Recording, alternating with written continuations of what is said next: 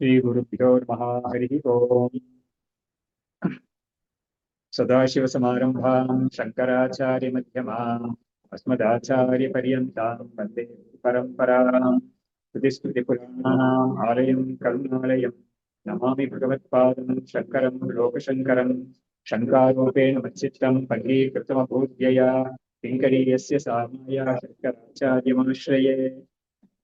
वरदो देवो यो नृसिंहः परो हरिः नृसिंहोपासकं नित्यं तं नृसिंहं भजे। श्री सच्चिदानंद शिवाविनम्य नृसिंहभारत्यभिधान्यतीन्द्राणां विद्यानिधीं मन्त्रनिधीं सदात्मनिष्ठां भजे मानव शम्भुरूपान् सदात्मध्याननिरतं विषयेभ्यः परामुखं ब्रह्मशास्त्रेषु निष्णातं चन्द्रशेखरभारती विवेकिनं महाप्रज्ञं धैर्यौदार्यक्षमानिधिं तदाभिनवपूर्वं तं विद्यातीर्थगुरुं भजे। अज्ञानां जाह्नवीतीर्थं विद्यातीर्थं विवेकिनां सर्वेषां सुखदं तीर्थं भारतीतीर्थमाश्रये। विद्याविनयसम्पन्नं वीतरागं विवेकिनं वन्दे वेदान्ततत्त्वज्ञं विदुशेखरभारतीम्। नमामि यामिनीनाथलेखालङ्कृतकुन्तलां भवानीं भवसन्तापनिर्वापणसुधानदीम्। नमः श्री शंकरानंद गुरुपादाम्बुजन्मने सविलास महामोहग्राहग्रासैक कर्मणे तत्पादाम्बुरुहद्वन्द्व सेवा निर्मल चेतसां सुखबोधाय तत्त्वस्य विवेकोऽयं विधीयते।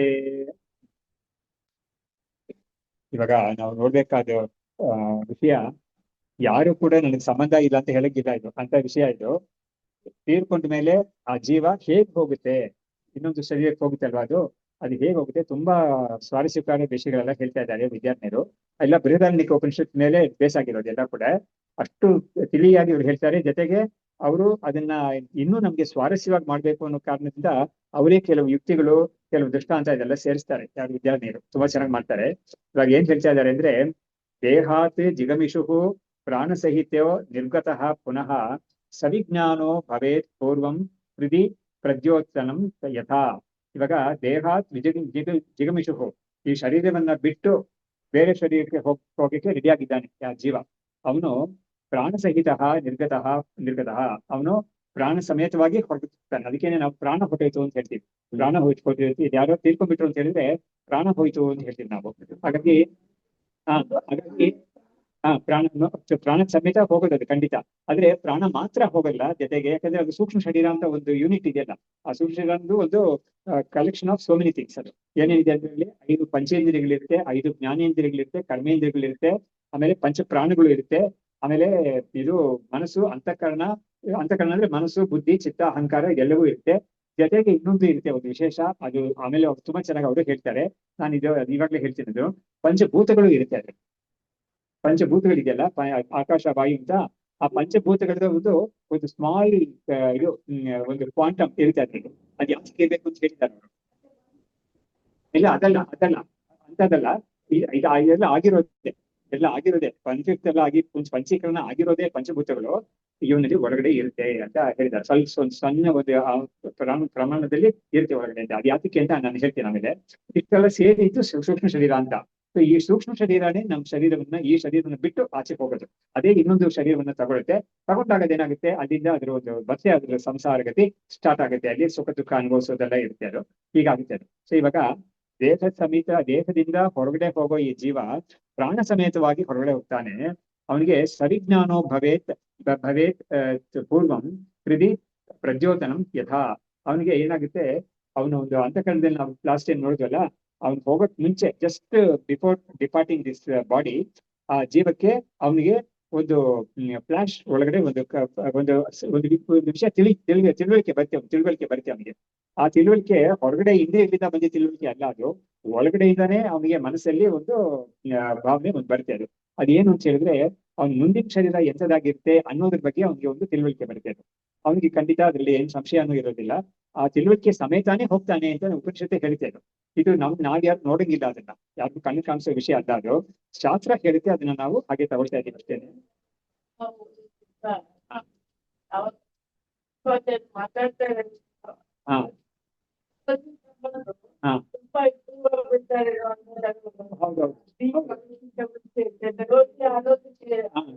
ಅವಾಗ ಅದು ಆಗುತ್ತೆ, ಕೆಲವು ಸತಿ ಅದು ಆಗುತ್ತೆ. ಹೌದು, ಜೋರಾಗಿ ಇದ್ ಮಾಡ್ತಾರೆ, ಕೆಲವು ಸತಿ ಅವ್ರು ಏನೋ ದೇವ್ರ ನಮ್ಮ ಹೇಳ್ತಾರೆ, ಕೇಳ್ಬಿಟ್ಟು ಹೋಗ್ತಾರೆ. ಅವಾಗ ಅದು ಕೂಡ ಆಗುತ್ತೆ ನೋಡಿ. ಅವ್ರಿಗೆ ಅವಾಗ ಹೇಳ್ತಾರೆ ನೋಡಿ, ಒಂದ್ ವಾರದಿಂದ ಏನೂ ಇರ್ಲೇ ಇಲ್ಲ, ಸಡನ್ ಆಗಿ ಈ ತರ ಹೇಳಿದ್ರು ಹೋಗ್ಬಿಟ್ರು ಅಂತ ಹೇಳ್ತಾರೆ. ಅವಾಗ ಅದು ಆಗುತ್ತೆ ನೀವು ಹೇಳ್ತಾರ. ಆದ್ರೆ ಇದು ಬಂದು ಹೊರಗಡೆಯಿಂದ ಮಾತ್ರ ಒಂದು ಫ್ಲಾಶ್ ಬರೋದದು. ಅದನ್ನ ನಾವು ಯಾರಿಗೂ ಕೇಳಿದ್ರೂ ಇಲ್ಲ, ಯಾರಿಗೂ ಗೊತ್ತಾಗೋದು ಇಲ್ಲ. ಅದಕ್ಕೆ ನಾನು ಹೇಳಿದ್ದು ಕೋಮನಲ್ಲಿ ಸಾಯ್ತಾರೆ ಅಂತ ನಾವೆಲ್ಲ ಹೇಳ್ತೀವಲ್ಲ, ಅಂತವ್ರಿಗೂ ಕೂಡ ಅವ್ರ ಕೋಮಂತ ಹೇಗ್ ಡಿಸೈಡ್ ಮಾಡ್ತಾರೆ, ರೆಸ್ಪಾನ್ಸಸ್ ಯಾವ್ದು ಇಲ್ಲ ಅಂತ ನೋಡ್ಬಿಟ್ಟು ಡಾಕ್ಟರ್ ಇವ್ರು ಕೋಮಲ್ಲಿ ಇದ್ಬಿಟ್ಟಿದ್ದಾರೆ ಅಂತ ಹೇಳ್ತಾರೆ. ಅಂತ ಇರೋ ಪೇಷಂಟ್ ಕೂಡ ಅವ್ನು ತೀರ್ಕೊಳ್ಳುವಾಗ ಅವ್ನಿಗೆ ಒಳಗಡೆ ಈ ತರ ಒಂದು ಭಾವನೆ ಬರುತ್ತೆ. ಅವಾಗ ಏನಾಗುತ್ತೆ, ಅವ್ನಿಗೆ ಗೊತ್ತಾಗ್ಬಿಡುತ್ತೆ ಇದೇ ನಮ್ಗೆ ಮುಂದಕ್ಕೆ ಬರ್ತದೆ ಅಂತ ಬರೋದು ಅಂತ.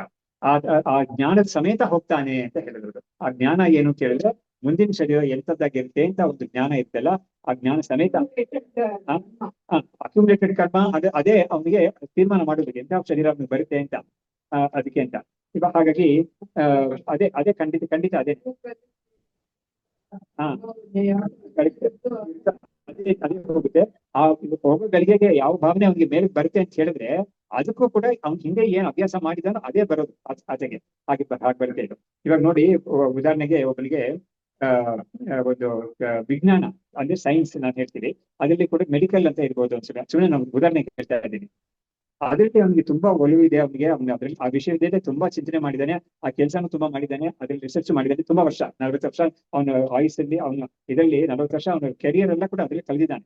ಅವ್ನು ತುಂಬಾ ಜೋರಾಗಿ ಅದೇ ಇದೆ. ನಾವು ಇನ್ನೂ ಏನನ್ನು ಮಾಡ್ಬೇಕು ಅದ್ರಲ್ಲಿ, ನಾವು ಈ ವಿಷಯದಲ್ಲಿ ನಾವು ಒಳ್ಳೆ ರಿಸರ್ಚ್ ಮಾಡಿ ನಾವು ತುಂಬಾ ಜನಕ್ಕೆ ಅನುಕೂಲ ಮಾಡ್ಬೇಕು ಅಂತೆಲ್ಲ ಅವ್ನಿಗೆ ಮನಸ್ಸಿಟ್ಟು ಚಿಟ್ಕೊಳ್ಳಿ. ಅವಾಗ ಒಂದ್ ಸಮಯ ಅದೇ ಜಾಸ್ತಿ ಆಗಿತ್ತು ಅಂತ ಹೇಳಿದ್ರೆ ಆ ತರ ಒಂದು ಜೀವನನೇ ಅವ್ನಿಗೆ ಮುಂದಕ್ಕೆ ಸಿಗುತ್ತೆ. ಪಾಸಿಬಿಲಿಟಿ, ನಾನು ಸುಮ್ಮನೆ ಪಾಸಿಬಿಲಿಟಿ ಹೇಳೋದಷ್ಟೇ. ಆದ್ರೆ ಕರ್ಮ ಹಿಂದ್ಗಡೆ ಏನಿದೆ ಅಂತ ನಮ್ಗೆ ಹೇಳಕ್ಕಾಗಲ್ಲ. ಇದೆಲ್ಲ ಇದ್ರೂ ಕೂಡ ಅವನ ಕರ್ಮ ವಿಪಾಕ ಪ್ರಕಾರ ಅವ್ನಿಗೆ ಬೇರೆ ಯಾವುದೋ ಒಂದು ಶರೀರ ಬರಬೇಕು, ಮನುಷ್ಯ ಶರೀರ ಅಲ್ಲದೆ ಇರೋದು ಬೇರೆ ಶರೀರ ಬರ್ಬೇಕು ಅಂತ ಹೇಳಿದ್ರೆ ಆ ಕರ್ಮ ಎಲ್ಲ ಇವಾಗ ಶುರು ಆಗಿದೆ ಇದು ಕೊಡಕ್ಕೆ. ನಾವು ಸುಮ್ಮನೆ ಏನಾದ್ರೂ ಒಂದು ಪಾಸಿಬಿಲಿಟಿ ಹೇಳ್ಬೋದು ಅಷ್ಟೇನೆ ಹೊರತು ಅದು ಹಾಗೆ ಆಗುತ್ತೆ ಅಂತ ಹೇಳಕ್ಕೆ ಯಾರಿಗೂ ಆಗೋದೇ ಇಲ್ಲ. ಹಾಗಾಗಿ ಗಹನ ಕರ್ಮಣೋ ಗತಿ.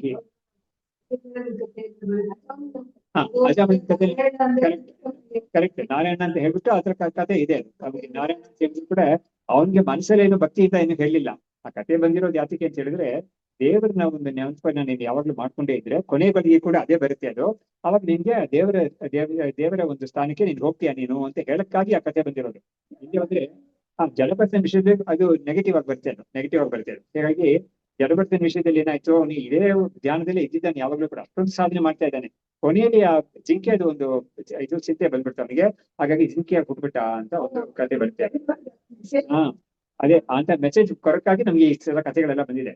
ಅದರ್ವೈಸ್ ಕೊನೆಯಲ್ಲಿ ಅವನ ನಾರಾಯಣ ಅಂತ ಹೇಳಿದ ತಕ್ಷಣ ಒಬ್ಬನಿಗೆ ಅದು ಕೂಡ ನೋಡಿ, ಅವನು ಇಚ್ಛೆ ಪಟ್ಟಿ ಅಂತ ಹೇಳಿಲ್ಲ. ಅದು ಅವನಿಗೆ ಹುಡುಗನಿಗೆ ಆ ಹೆಸರು ಕೊಟ್ಟಿದ್ದಾನೆ ಅವನು, ಅದರಿಂದ ಆ ಹೆಸರು ಕರೆದ ಅಷ್ಟೇ ಹೊರತು ಅವ್ನು ಭಗವಂತನ ಕರಿಬೇಕು ಅಂತ ಏನು ಕರೀಲಿಲ್ಲ.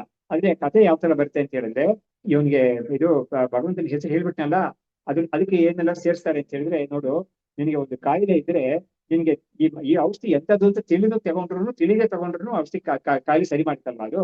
ಆತರ ಈ ನಾರಾಯಣ ಅಂತ ಹೆಸರು ನೀನು ಅದನ್ನ ತಿಳಿದು ಹೇಳಿದ್ರು ಕೂಡ ತಿಳಿದೇ ಹೇಳಿದ್ರು ಕೂಡ ನಿನಗೆ ಅದು ಅದ್ರ ಫಲವನ್ನು ಕೊಟ್ಟೇ ಕೊಡುತ್ತೆ ಅಂತ ಹೇಳಕ್ಕೆಲ್ಲ ಈ ಕಥೆ ಎಲ್ಲ ಬರುತ್ತೆ ಅದ್ರ. ಆದ್ರೆ ಅದಕ್ಕೆ ಅಂತ ಒಬ್ಬ ಸರಿ ನಾವು ಕೊನೆಗಳಿಗೆ ನಾರಾಯಣ ಅಂತ ಹೇಳೋಣಪ್ಪ ಸಾಕು ಅಂತ ಹೇಳ್ಬಿಟ್ಟು ಜೀವನ ಪೂರ್ತಿ ಬೇರೆ ಏನೇನೋ ಮಾಡ್ತಾ ಇದ್ದ ಅಂತ ಹೇಳಿದ್ರೆ ಅವ್ನಿಗೆ ಏನಾದ್ರು ಆಗೋದೇ ಇಲ್ಲ. ಅದಕ್ಕಾಗಿ ಕೊನೆಗಳಿಗೆ ನಾವು ಮಾಡಕ್ಕೆ ಪ್ಲಾನ್ ಮಾಡಕ್ಕೆ ಆಗೋದೇ ಇಲ್ಲ. ಯಾಕಂದ್ರೆ ನಮ್ಮನ್ನ ಮೀರಿ ಬರೋದದು. ಈ ವಾಸನ ಅಂತ ಒಳಗಡೆ ಇದೆಯಲ್ಲ, ಆ ಕೊನೆಯ ಕ್ಷಣಕದಲ್ಲಿ ಯಾವ ಒಂದು ಫ್ಲಾಶ್ ಬರುತ್ತೆ ಅಂತ ಹೇಳ್ತಾರಲ್ಲ, ಅದು ಅವನ ವಾಲಿಷನಲ್ಲಿ ಇರೋದಿಲ್ಲ. ಅದು ಇಂಥದನ್ನ ಬರ್ಸ್ಕೊಳ್ಳೋಣ ಅಂತ ಇರೋದಿಲ್ಲ ಅದನ್ನ. ಇವಾಗ ನೋಡಿ, ನಾವು ಒಬ್ರ ಮನೆಗೆ ಏನೋ ಒಂದು ಊಟಕ್ಕೆ ಹೋದ್ರೆ ಅವ್ರು ಇಂಥ ಐಟಮ್ಸ್ ಎಲ್ಲ ಇದೆ, ನಿಮ್ಗೆ ಯಾವ್ದು ಬಡಿಸ್ಲಿ ಅಂತ ಕೇಳ್ತಾರೆ ಅವರು. ಅವಾಗ ನಮ್ಗೆ ಇದು ಬಡಿಸಿ ಅಂತ ನಾವು ಆಯ್ಕೆ ಮಾಡಿ ಹೇಳ್ತೀವಿ ನಾವು. ಆತರ ಇಲ್ಲಿ ಆಯ್ಕೆ ಮಾಡಂಗಿಲ್ಲ, ಇಲ್ಲೇ ಇಲ್ಲ. ಅದು ಅವನು ಇಲ್ಲಿ totally under the control of the ಇದು ಬಾಡಿ.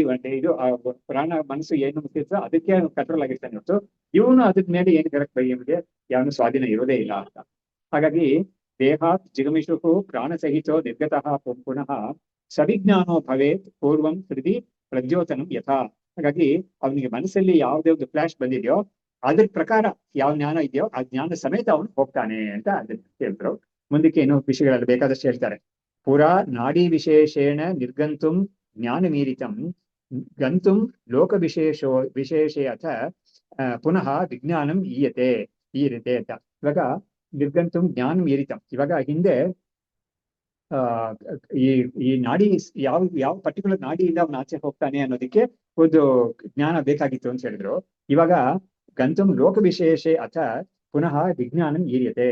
ಹಾಗಾಗಿ ಇವಾಗ ಯಾವ ಲೋಕಕ್ಕೆ ಹೋಗ್ಬೇಕು ಅಂತ ಅವನಿಗೆ ಇಟ್ಕೊಂಡಿದ್ದಾನೋ ಆ ಲೋಕಕ್ಕೆ ಅವ್ನಿಗೆ ಹೋಗಕ್ಕೆ ಇಂಥ ಒಂದು ಜ್ಞಾನ ಬೇಕಾಗಿದೆ ಅವನಿಗೆ. ಈ ಜ್ಞಾನ ಕೂಡ ಅವನು ಬೇಕು ಅಂತ ಇವಾಗ ಸಂಪಾದನೆ ಮಾಡಿದ್ದಲ್ಲ, ಅದು ಮುಂಚೆಯಿಂದಾನೇ ಅವನು ಸಂಪಾದನೆ ಮಾಡಿದ ಜ್ಞಾನ. ನೋಡಿ, ಇದನ್ನ ಹೇಳುವಾಗ ಕೂಡ ಉಪನಿಷತ್ತಲ್ಲಿ ಯಾವ ತರ ಇದು ಮಾಡುತ್ತೆ ಅಂತ ಹೇಳಿದ್ರೆ, ಎಂತೆಂಥ ಜ್ಞಾನಗಳೆಲ್ಲ ಹೇಳುತ್ತೆ ಅಂತ ಹೇಳಿದ್ರೆ, ಶಾಸ್ತ್ರೀಯವಾದ ಜ್ಞಾನ, ಆಮೇಲೆ ಅಥವಾ ಲೌಕಿಕ ಜ್ಞಾನ.